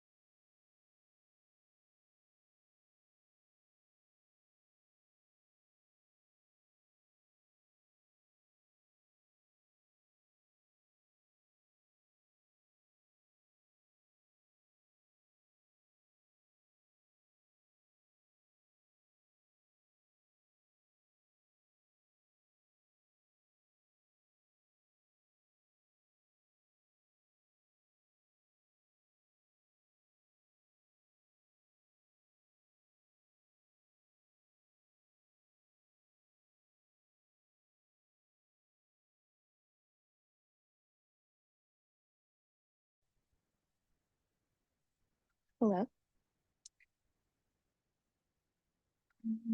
I'm not able to hear anything. Can you guys hear me okay? Yeah. Yes, we can hear you. We can hear you, Victoria. Okay. Okay, thank you so much. Okay, yeah, so hi, my name is Victoria and I'll be presenting on behalf of Remember the Tooth Fairy. Next slide. So Remember the Tooth Fairy is a student-led nonprofit organization working to instill healthy brushing habits in children through early education and exposure. And as mentioned earlier, we are student-led, meaning that all members of our executive and leadership team are made up of high school, college, and graduate students. So we have 3 different service programs to help achieve our mission. The first one is our donation program, where we provide small bags with dental hygiene products and a handwritten card from our volunteers to help guide these children to start their dental hygiene journey. And then our next one is our educational outreach program, which is the program that we are specifically requesting funds for today. So through this program, we visit elementary schools to deliver free oral health presentations to children around 5 to 11 years old to teach them healthy dental hygiene habits through lessons, games, arts, and crafts. And then lastly, we have our dental treatment program, which recently launched, and it allows elementary schoolers who have never visited a dentist to receive a cleaning and screening for the first time. So here are some statistics. So recent data from the 2023 to 2024 kindergarten oral health assessment indicates that 26% of kindergartners in the Santa Clara County had visible tooth decay, which is the most common chronic illness in children worldwide. So this impacts the students because people with dental pain are 50% more likely to miss school and 4 times more likely to have lower grades. So we proposed a solution to this to provide students dental education early on in their lives. And we found that 85% of kids who have been taught dental hygiene brush twice daily and 70% floss twice daily. And so educated students and families are more likely to have regular checkups. And tooth decay affects children regardless of their income levels. So we believe every child deserves the knowledge to protect their health. Next slide. Yeah, so our approach to solving this problem is to remember that dental education itself, just like presenting it, is not enough for this information to stick in their heads. So we end off all of our presentations at the elementary schools with an interactive game of bingo and Jeopardy to help students actively recall what they learned. Next slide. We also do arts and crafts such as tooth fairy popsicle sticks, origami, dental health posters, and coloring pages for all ages from transitional kindergartners to middle schoolers. And so after our presentations, the students will also receive a smile bag from us, which contains all the necessary dental hygiene products that they need, and again, the personal handwritten card. And here's a list of all our after-school partners. And then here are some of the schools that we visited in 2025. And then lastly, how the funds will be used. So we are an organization that fully relies on volunteers to handle all operations behind the scenes. So therefore, we're able to dedicate 100% of our funds to use to help support our programs as mentioned earlier. So they'll help towards assembling the smile bags, buying arts and craft supplies, and maintenance of our entire program. And we're requesting $2,000 to serve around 1,000 children because it costs about $2 per child per event. And we're projected to serve around 2,400 or more children across the South Bay area in the year of 2026. Yeah, thank you so much for your time. Let me know if you have any questions. I will opening the questions. Commissioner Kumarapan. Thank you. So this is Commissioner Kumarapan. So a couple of questions. One, I think you said 4 presentations per month, 50 students per presentation, for 2,400 students. Mm-hmm. So what is it, like 4? Wait, sorry, could you repeat that? Yeah, so it's 4 presentations per month and 50 students per presentation. So it's 2,000 presentations, but okay, you're covering 2,400 students overall. That some of the math maybe didn't come out, but that's okay. It is 2,000 plus. But you mentioned last year, it is the 23-24 survey says 85% of it. Do you have the data based on your last year? Because 25, if you go to one of the slides you presented it, you said based on the school data, which is from 23 to 24. Can you go back? Yeah. So this is like I know you did the program last year to those many schools, right? Is that based on your program, does it really reduce or the awareness is kicking off? Or what is that output performance you measured? Yeah. So with the statistics that we researched, this is just in general, we just wanted to show that with better dental education, it does improve the student's ability to perform better in school. We haven't done research specifically on like this year or last year's data, but we believe that the trend is usually the same since tooth decay is a really big problem and it does affect a student's learning. I see. Okay, you're just going with the, okay, that's fine. Thank you. That's the question I had. Thank you. Any questions from any commissioner? Perfect. Thank you so much to Ferry. Thank you.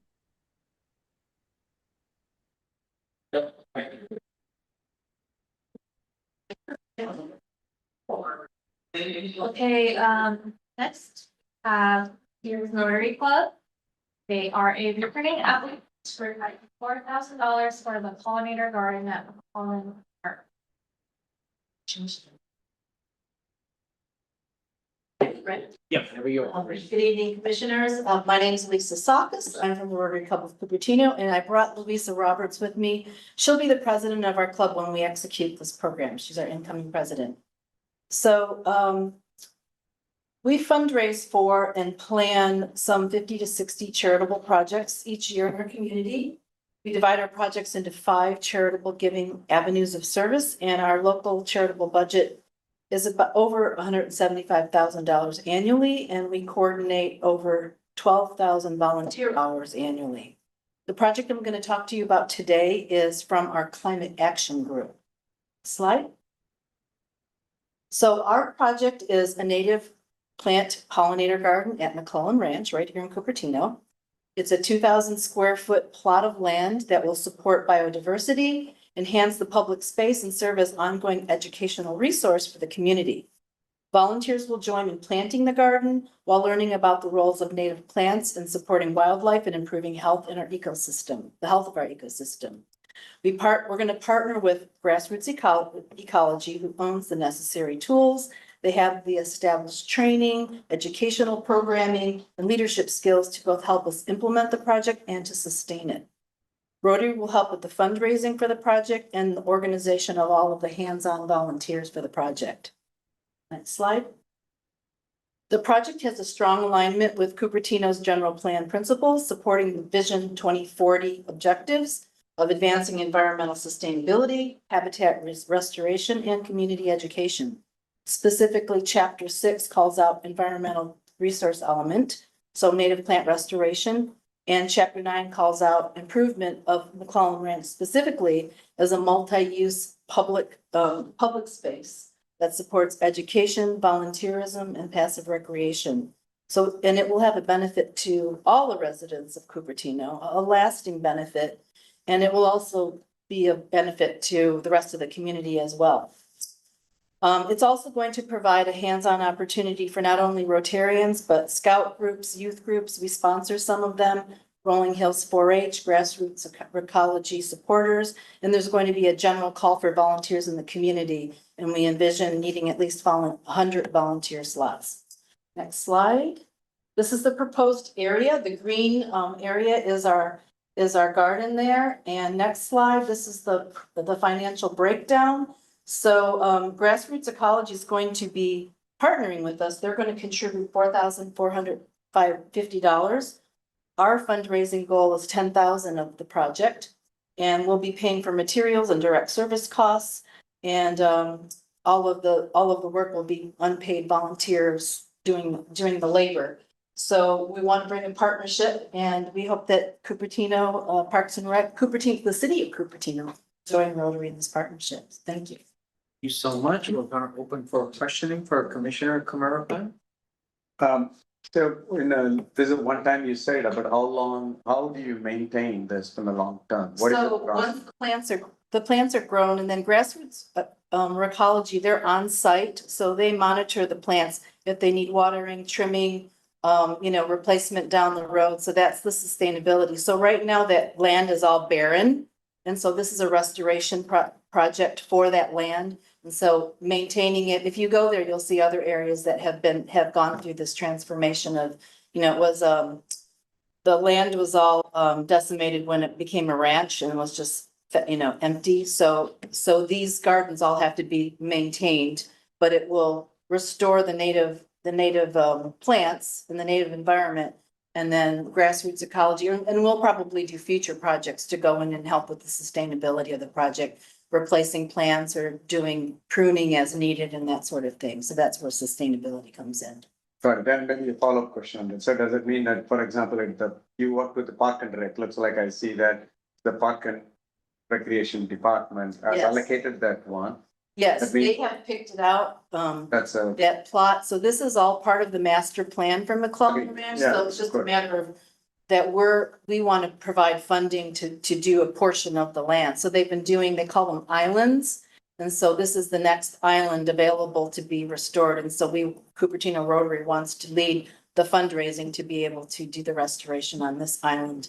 And what how we're making it unique is we're bringing in new and different partners. So grassroots ecology works with Parks and Rec, and they've put this plan Got it. together. So- And so they would usually raise money and do their own volunteers, but what we're doing is we're bringing in a lot of the community to help with this. So, the master gardeners will benefit because increased pollination is going to increase their productivity of their gardens. The 4-H land is right adjacent to it too, so they're going to be supporting us. So we're trying to bring in community partners to implement this project. Okay. And we want the city to be one of those partners too. Awesome. Then my question is to see how much the Park and Rec Department will continue to maintain in long term? Or it's just going to be handed over, or you will be maintaining it? No, it will be part of the public works of Okay. McClellan Ranch. Yeah, Right. that will. That's what it is. sustain. Thank I mean, we can come in and help, You're do kickstarting it, but the Yeah, Park and Rec will yeah. maintain it. Yeah, but it's Thank- mostly a year-long project that we want to do to rehabilitate the land. All right, thank you. Appreciate it. Commissioner Stanek. Thank you. So you call it a pollinator garden, and is that mean the bees will be coming Yes. in and they'll be working in the community garden? Yes, yes, and and also, yeah, so it's gonna be all native plants. So there's a approved list of plants that are native to this watershed. So we have to build from that plant list. But it's all it's all to be pollination, and it's right next to the master garden, so it will really benefit the master garden. It'll benefit the bees that are there that 4-H keeps. So it's really meant to, and there's a lot of biodiversity that comes with putting in native plants. That condition that it was before it turned into a rancho many years ago. And will it be visible? Because right now, the community gardens are not visible because of all the squirrel and rodent. Right. So. Well, it actually is along As you the walk. trail where Yeah, so the you can- plot, if you want to go back to the map. So this is the trail that you walk. Right. So we're closest to that trail. So this plot, we've actually been helping on this plot too, just as volunteers. And it's gonna have some educational signs about native plants. And so we're building on that whole area there that's being done, but that green part's the part that we're gonna be sponsoring, and it's closest to the trail. So you can see it as you walk So there won't by. be any fencing around it? like- No, there won't be fencing around it. Yeah. There were. Yeah, there is a fence, I mean, there's a perimeter fence around the community garden. This is that walkway that Right. goes around Okay. and then comes to the education center. Thank you so much. Any more questions? Thank you so much for your presentation. Thank you. Thank Sure. you so much for Thank letting you us. for staying. I know, we're getting lonely out there. Leaving. Have a good night. Thank you. West Valley, if you're here, please proceed on the exciting area. And next, I will invite our next speaker, Einat. Einat is a returning applicant requesting $60 for their eye care and eyeglasses program. Good evening, welcome. Thank you for giving me the opportunity to come back and talk about and its progress in last 5 years. So we celebrated 5-year milestone last year, received few awards, but I will talk to you about what we are doing. ENAC is a nonprofit that is based in Silicon Valley. We provide comprehensive eye exams and prescription eyeglasses at no cost to the receiver. We serve the underserved school children and communities all across the states of California and New Jersey. Last year, we introduced a program using handheld refractometers. We're doing mass vision screenings to prevent future blindness in the communities who live in our state and in New Jersey. We also provided a lot of eyeglasses. Over 5,000 people were touched by ENAC, and they received free vision care. We see that there is 63% of the population in America who are uninsured. 40% of the people in 2024 did not visit an eye doctor.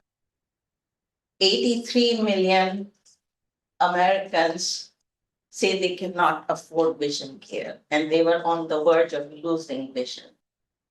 There are people, 80 million people also say that eye care in the United States is too expensive. Eye care should be, if you are wearing eyeglasses, you should be seen every 2 years and be fine.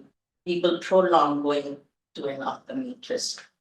The time frame is between 3 to 6 years. And eyes are, I think, one of the most important and delicate organ of the body and needs to be taken care of in a timely manner to prevent blindness. So next slide. So what we are doing this year, we are continuing to provide free vision care, the basic eye care to the children, like we have been doing, partnering with the schools and other nonprofits in Santa Clara County. But last year in October, we were on NBC News, so the whole state knows about it, and again, it's free eye care. So we are getting a lot of requests from nonprofits from outside of the Santa Clara County. But most of the grants that we receive, we can only use them in Santa Clara and Santa Clara. So all the other funding that comes in, it goes out of Silicon Valley area. So my dream is every child should be able to realize their dream of being whatever they want to be. Vision impairment should not be a barrier to their education or. Oh, one more minute or it's done. Well, you're done, but I fell down on my job again.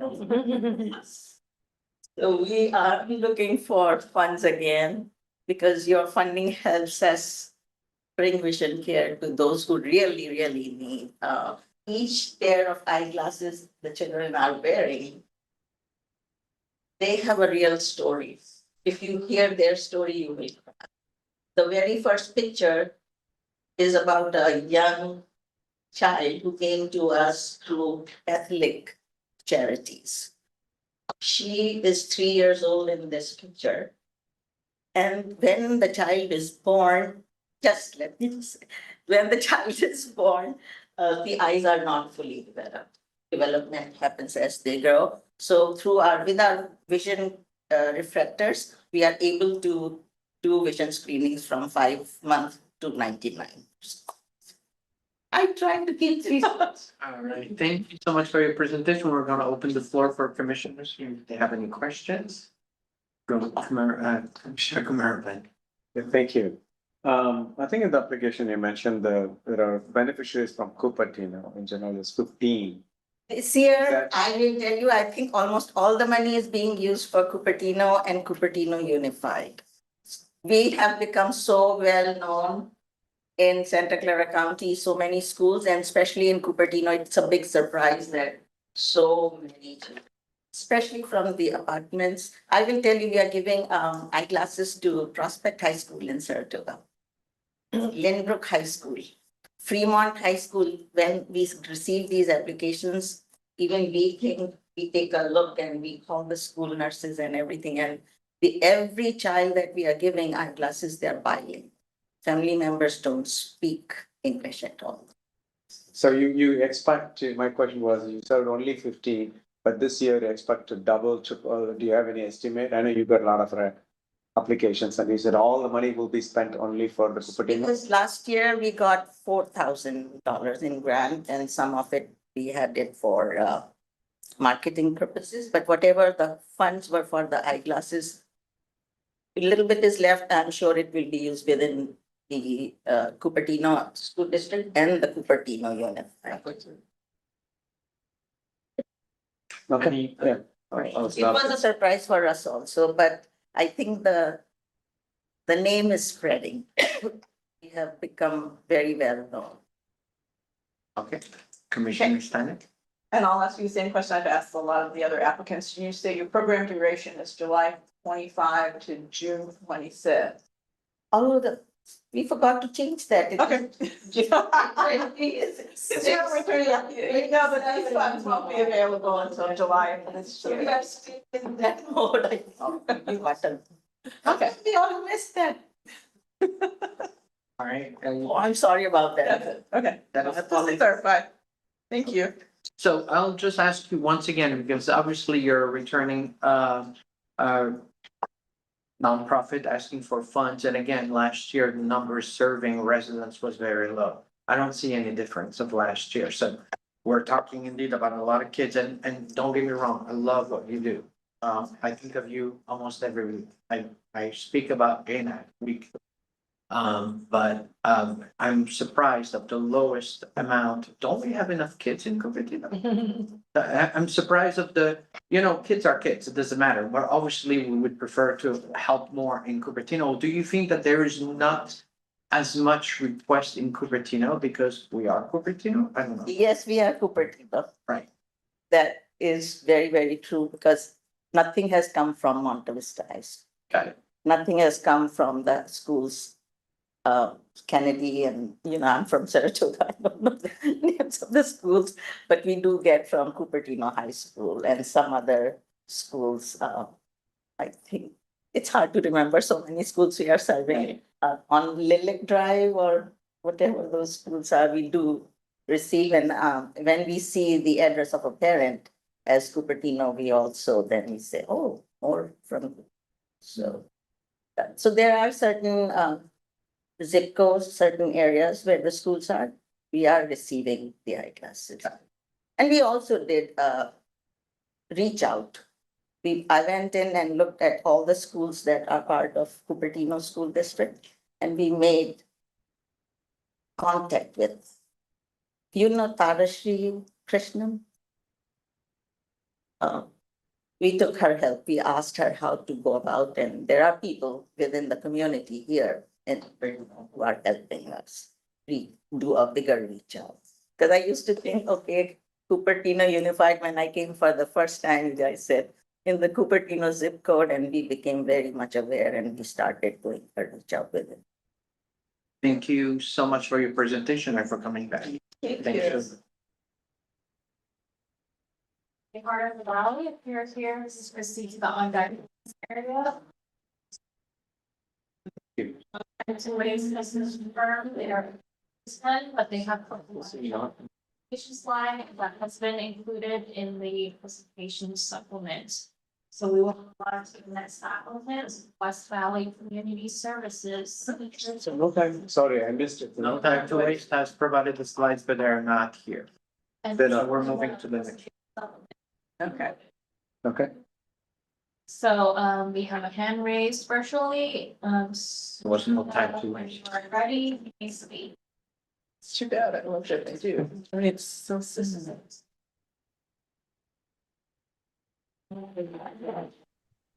Good evening, everyone. Can you hear me? Yes, we can hear you.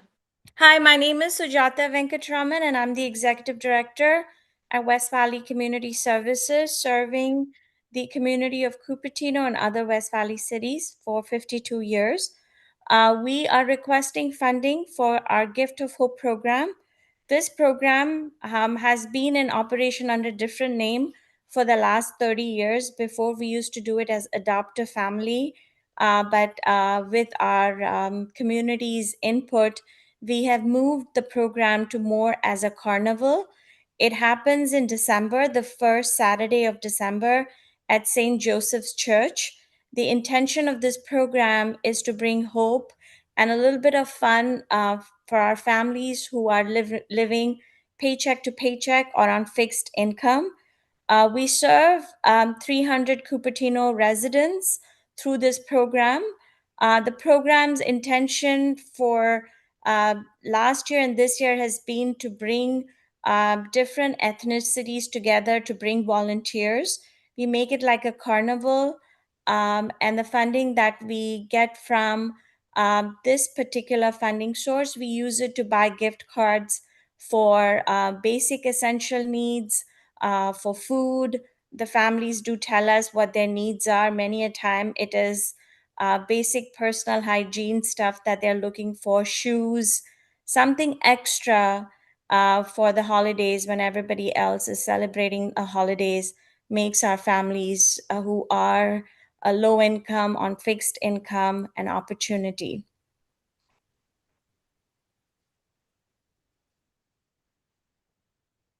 Hello, can you? Yeah, we can, is it next? Is your presentation over? Yes. Okay, perfect. Thank you. We'll now open for discussion from commissioners. Commissioner Gumarpan has a question for you. Thank you. I think you said that this 5,000, this Cupertino residents out from a 300, will it go beyond, or you expect to be served at the same level? It's at the same level, but like I said, the cost is going up. We bring in games, we do food, we make photo albums for them because these are things that are so expensive. In the past, we were getting a lot more funding from this pot, so the numbers have been the same. I see. Okay, thank you. That's the only question. Any other questions from Commissioner? Perfect. Thank you so much for your presentation. Truly Thank appreciate you. it. Thank you. Now should be the very last presentation. Last presentation, part of the Valley Services for seniors.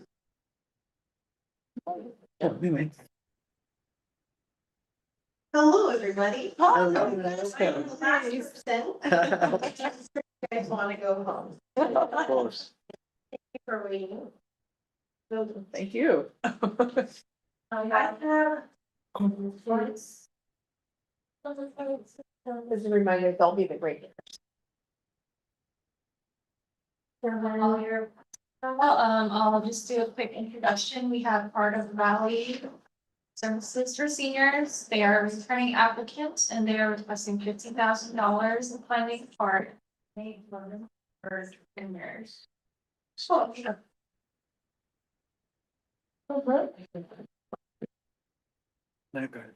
I stand up or can I sit? Or should I stand? What we should.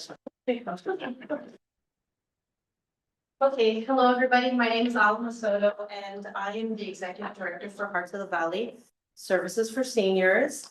I know that we are a returning applicant, but I believe it's been several years since we last applied. And a lot has happened and transpired over the last several years, especially after COVID. You can go to the next page, please.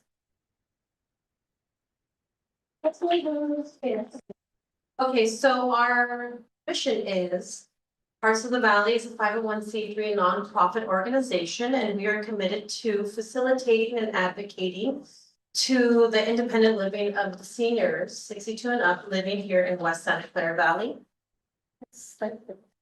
And so basically what our nonprofit does, it's been around since 1987.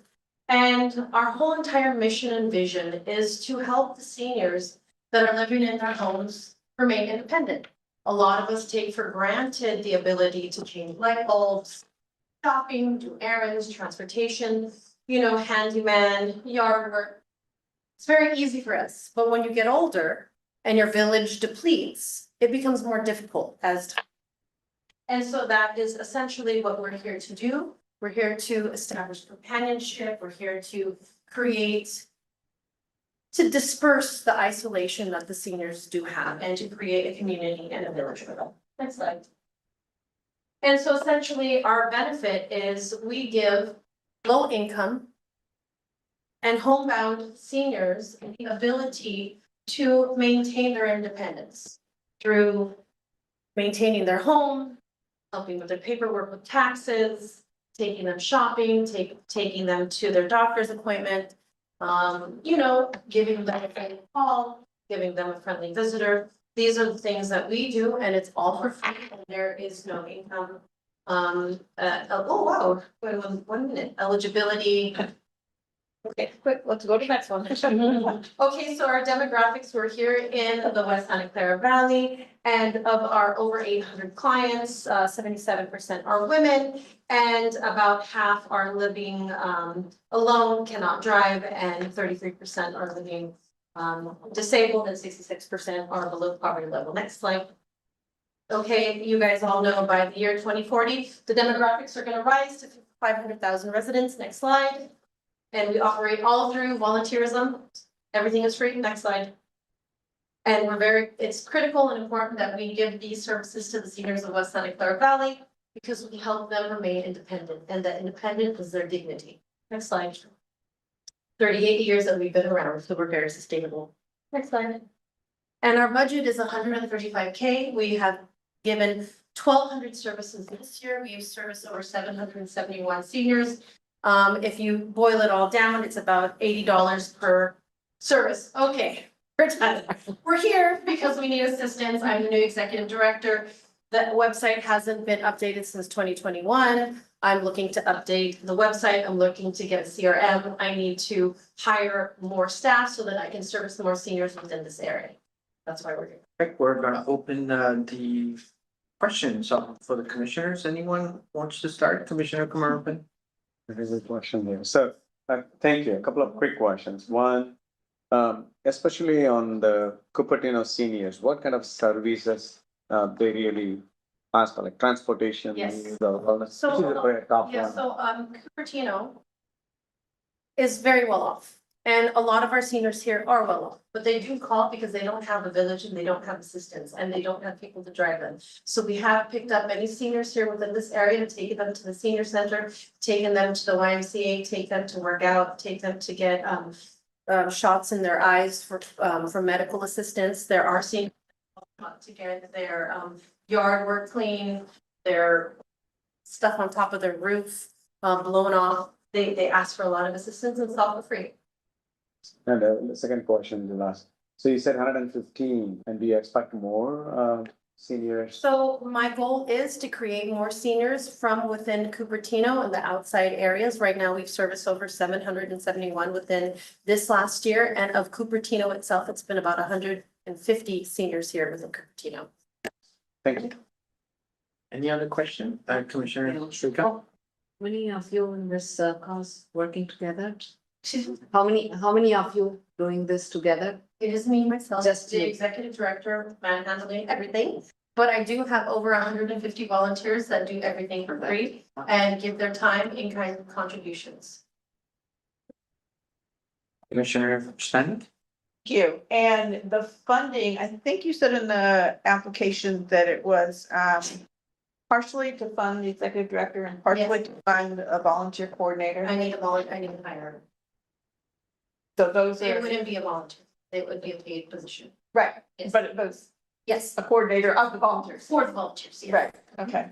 So it's not really project driven, it's. So the it's whole, that operational. whole thing is project and operational at the same time, as well as requesting funding to upgrade our website and purchase a CRM so that we can cut our operations down 50%. Okay, I have a question and probably a follow-up.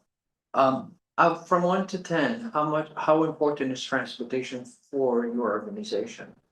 I believe that is the main request. That is the top request, and that's why you see within our little logo, there's a car on it, because sometimes, what is that? Hopper doesn't take them everywhere. And especially within here in Cupertino, these seniors need door-through-door service. They can't walk to the bus stop. Got They can't walk to a certain site. They need for us to pick them up, put them in the car, walk them to their appointment, bring them back to the car and take them back home. So that's what we do. That's exactly why I wrote Hopper here. Yes. Because it has expanded to Sunnyvale and Yes, Santa it Clara has. County. They do have. They good do go funding. to Santa Clara, but it's limited areas Got it. and some of our people cannot get and walk that far. Perfect. Thank you so much. Truly appreciate this. Are there any other questions? Perfect. We'll want to thank you so much for being here, presenting for us. I appreciate it. Thank you for sticking around. But thank you guys for sticking around. The Santa Clara Senior Advisory Committee, so I understand to get things done. So high five to you guys for volunteering your time. Thank you. so much. I also have a quick question. Or comes to all public comments at this time? All right, perfect. So do we have any public comments? We have 2 more slides. I'm sorry? We have more slides. 2 more slides. Any more slides? Okay. Finish. Oh, I thought we were done with presentation. Yeah. We're doing presentations, but. Right, staff report, please. Two more slides, Yeah, is it part of the last one? Slides? It's just finishing the staff report Yeah, as yeah, part of the presentations. Got it. Okay, so, that concludes the organization or the organization presentation. And, next I will go over the eligibility and evaluation process, which you are all familiar of. This is part of the staff report, so 2 more slides and then we'll open it up.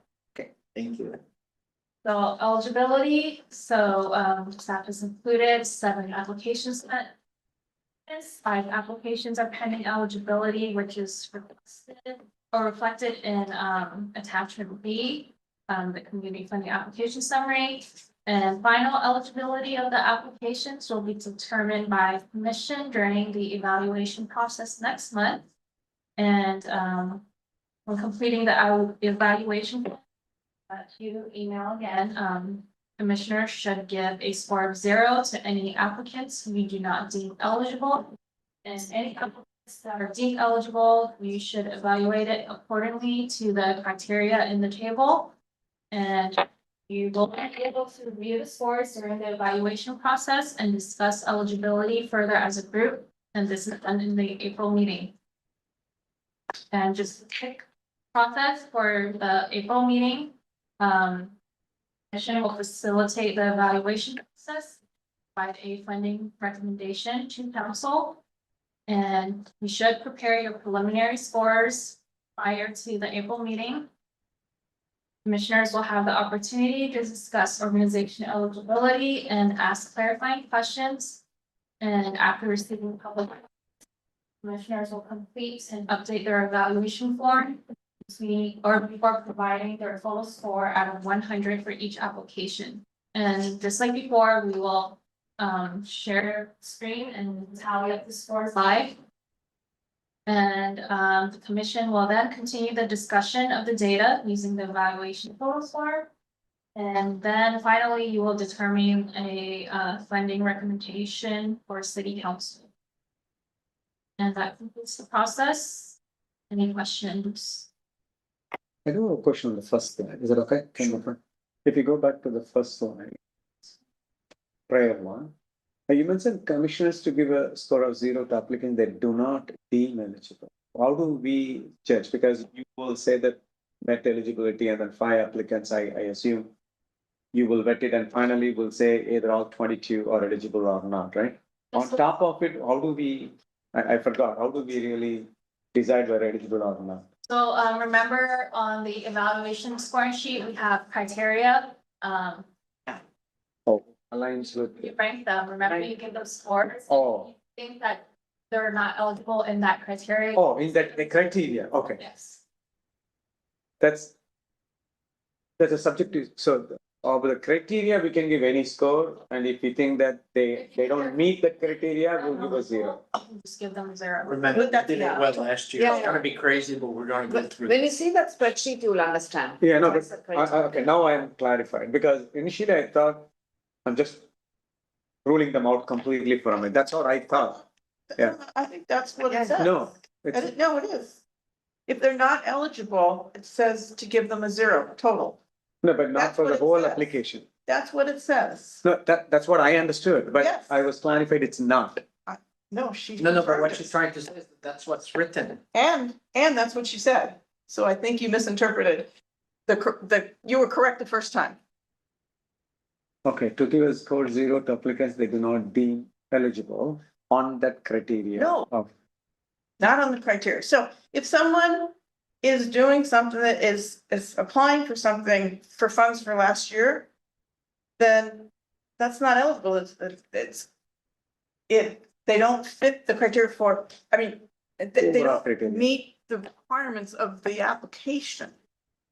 And so that's why it's very critical that we agree on what's eligible and what's not. I think Yeah. saying they're pending is very confusing. Because it's like you're saying they're fine from a staff perspective. And I understand it's up to us, but still, I think it's very confusing.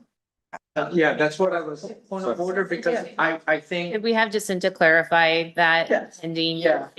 And That's it. that would go to the commissioners to determine eligibility. Because my understanding per the script, we're supposed to open to public comment and then we can Sorry. open to commissioners' discussion over it. Sure. Because I also have some. We can, well, you can do clarifying questions and then go to public comment, and this is more of a Okay. clarifying question, so I think we're okay to finish out the questions and then open public comment. Can I say something quick?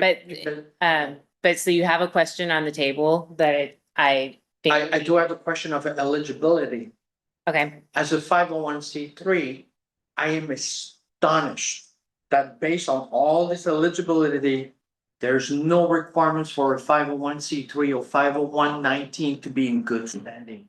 Yet, good standing means that they do provide their forms, they provide their form to the state, and they are in good standing, and that is missing here. So I can have any presentation here, and I know a thing or two about nonprofit, but that is a basic requirement to be able to give the monies for them to be first in good standing with the state, and that's missing.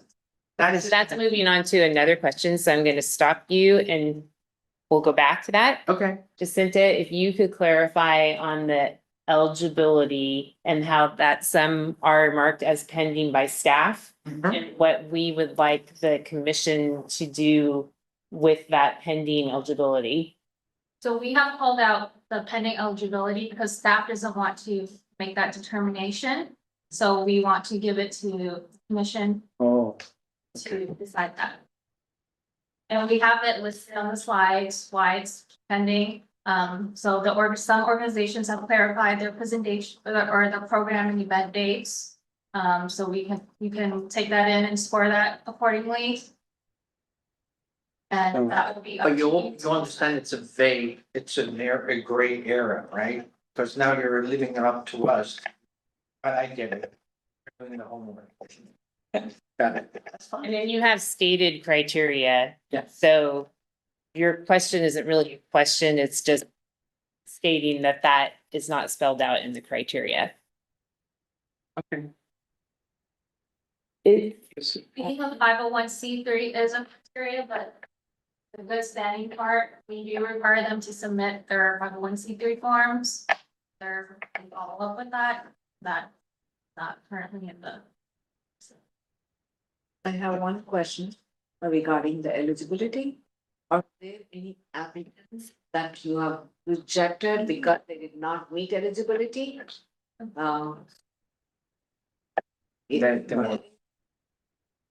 So there are only two categories, either they have met eligibility or you couldn't decide and they are pending eligibility. Is there anything that they have been declined to be here? So again, pending eligibility, you don't want to make that final determination. Okay, got it. It's the same. Okay. So there is no applicants that they have rejected already. We gotta go out. Okay. We have the eligibility checklist from staff that includes the criteria. If it's a yes or no column. Yeah. If they didn't meet that, we mark the X and put the notes. Review that, and then if you think otherwise while you're doing evaluation, like, no, they actually do meet it, we can score it accordingly and Got then it. present it in April and then have a discussion as a group. And I understand all of that, but I still have to press on. Because you do have 501c3, we're still giving away money. If we have to look at 22 presentation to see if we're actually eligible and standing, I mean, that should be part of the process. It's like anyone can claim to be a 501c3. Anyone can provide you a fake certificate. It incumbs on each cities to find out if they are in good standing or not. That should be the base, right? I'm just saying. So that would be a separate agenda item to discuss, but so noted as part of this, but that wouldn't be part of this agenda item. I appreciate it. Thank you. And Somebody got one more question? No? Sorry, go ahead, please. so even though they do provide us the IRS form, we do verify on the IRS website that they are current 501c3. Got it. So now since you explained eligibility, and I'm going to the process in the next slide. Next meeting. Yeah, so things, will we go through those eligibility, whether we all agree on the eligibility of those 5 first before even we start evaluating the rest, correct? Assuming that all 5, we are going to evaluate first and we're going to agree, yes, they are eligible. And then we move forward, right? Otherwise, it'll get confused if we go by the order and if the middle is coming into the debate. Is that what the process? I think going back to last year, eligibility was not much of an issue. For as long as you follow and print out and you go ahead and score, that should redirect you a little bit more. Yeah, it was not a problem last year. So now this year is a new one. So I'm worried about is the process will guide us to first clear that bucket out, either put it in the one or if not. That's the clarifying question. Okay, so how we'll start off the meeting. We will discuss eligibility and then go into scoring. Okay. Then you can read off your scores, like let's say, for example, one commissioner scores a total of 90 and another commissioner scores 0 for that same org. And then after discussions, you guys can discuss like, okay, why is this one eligible or why is it 95 when I scored this one ineligible? Then you can talk about it after the scoring. Got it. Yeah, okay. Can I make a comment on that? Yeah, on that. So it seems to me, I think when we go home, we need to score them all because we may come in and maybe we think something's ineligible and you give it a 0 and then the other commissioners say, no, it's eligible, and then you haven't scored it at all. And so you might make a comment off to the side that I think it's ineligible, but if I had to score them, this is how that's how I would approach it. No, agree.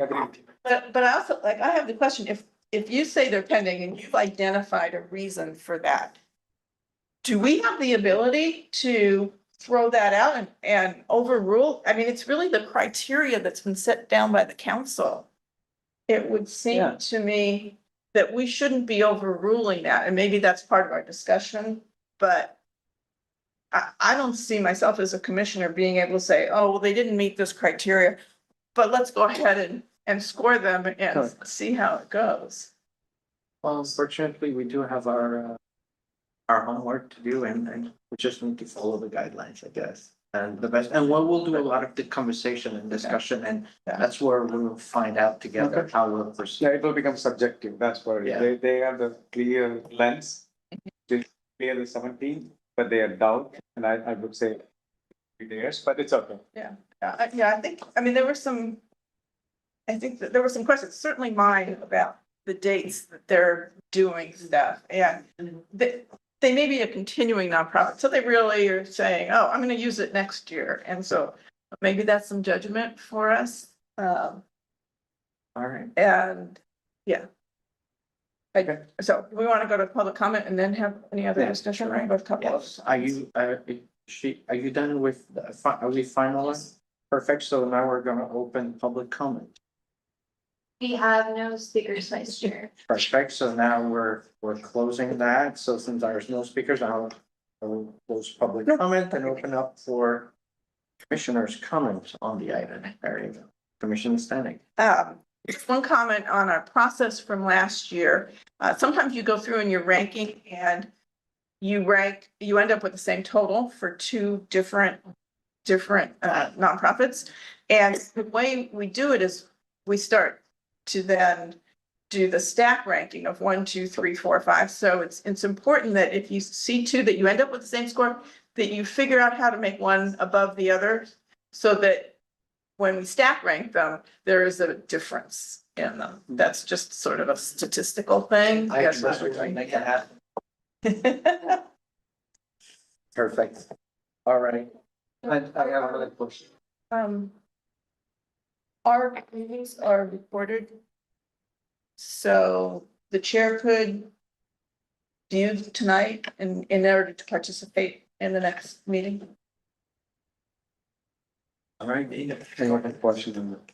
So, these evaluation like we did last time, so we need to bring it in our own laptop or I forgot, how did we do I it? think we print it out. Yeah, that was- We're doing it live. So we'll give the score and Right. you do the live score. Yeah. Yeah, they That's give a what- spreadsheet, we yeah. fill it up at home and come here and when That's we what give the last time number we did. and that's what we. To be honest with you, based on all our comments tonight, you can select those, yay, and nay, and yours, those in the middle, you can start classifying by order.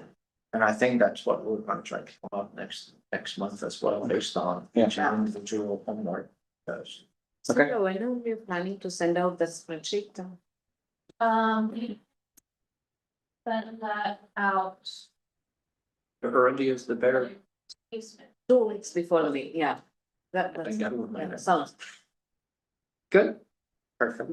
Is there any more conversations to be had on the item? All right, perfect. Does that one have, I'm sorry, the shadow rows in it? So if I want to sort it at home, it just like messes everything up. So I believe those ones have formulas tied to it. So I think you can sort only one of the rows. But I just take it out of the format, do my own thing. We have been and done that. Sorry, one, I had one just now. So in case in the middle, if those, any of those 5, have you notified them that they are not met eligibility and they are responding to you? How do we know the latest update from those 5 ineligible at this point organizations? How do we get the information? Either you might see that, oh, they provided information, they're eligible, or these are the additional information they are provided, still are not able to determine. How do we get those additional information than what you already provided? so the pending eligibility that we categorize is not because they're missing information.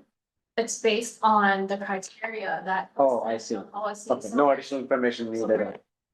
Our last organization, they're eligible. But except they submitted past the deadline.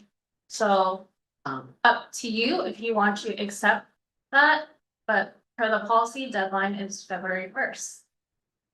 And then another example was regarding the project and program event dates that were specified in their application. And that wasn't clear if the project was started already or completed already or not going into the new fiscal year.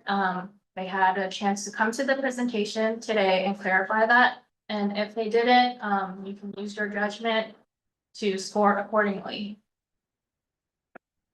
Okay, it's okay, we'll do it, but I think if they pass the deadline, if they haven't, it's automatical. It doesn't matter how things are, right? That's what, because your system, what do we really include and do that we have to re-estimate what.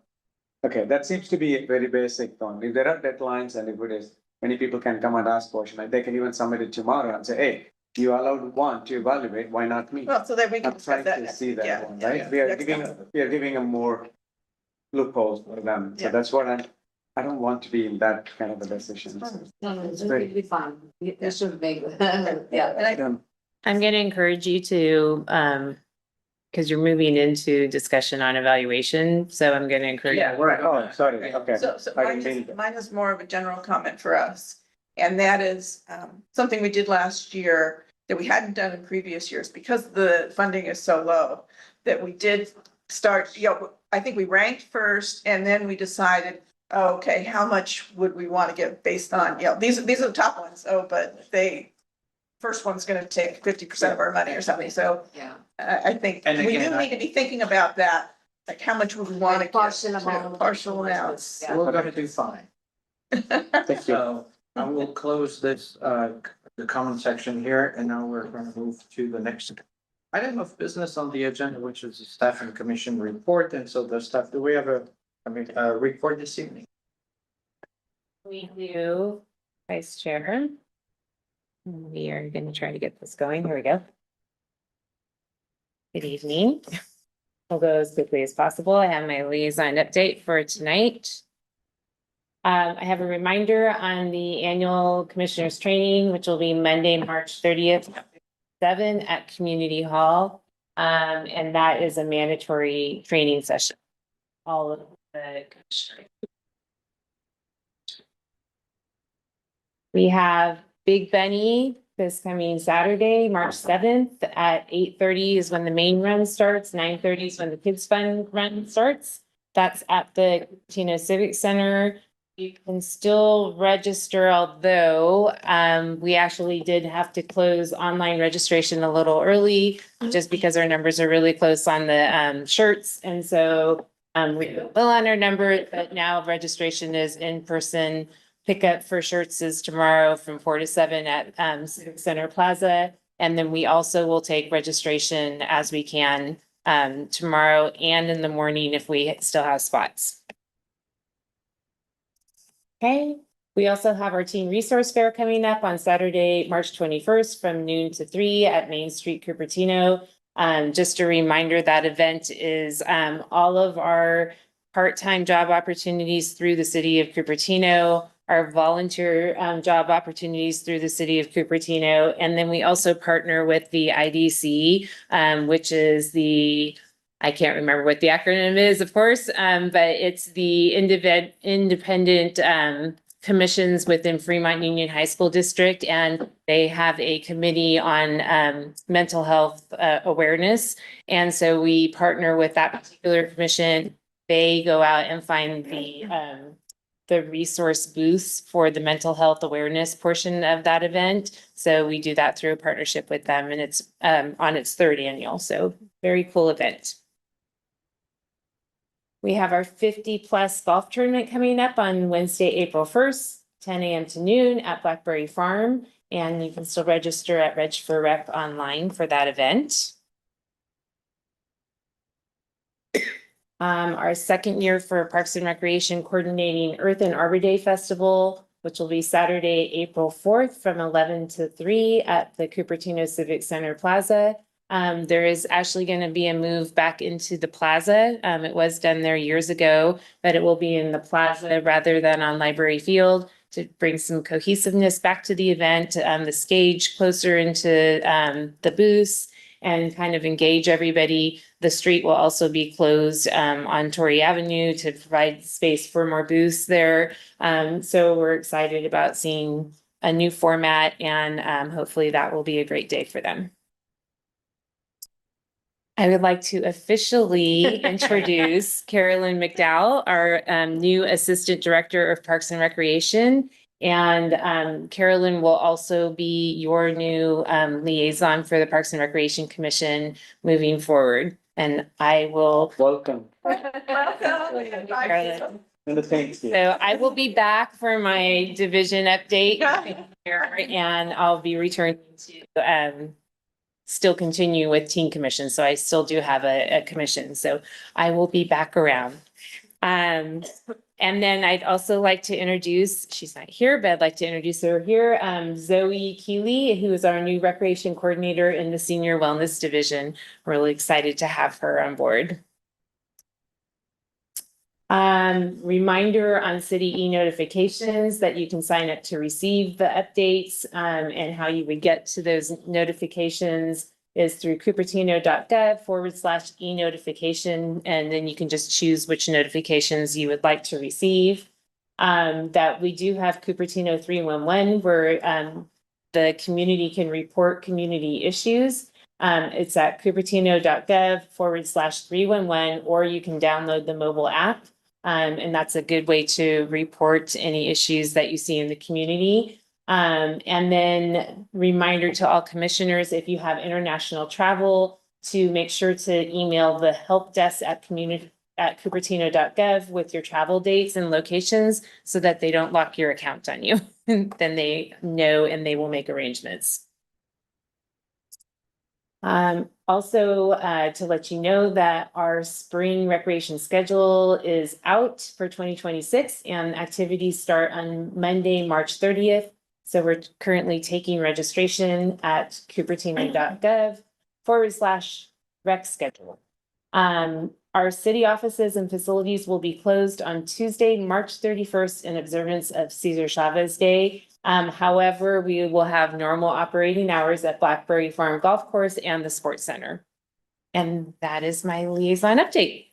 Perfect, and so we're gonna move into commissioners' report. Commissioner will wait. No, if you wanna have a question, yes, let's. Yeah, one quick question. So on the teen,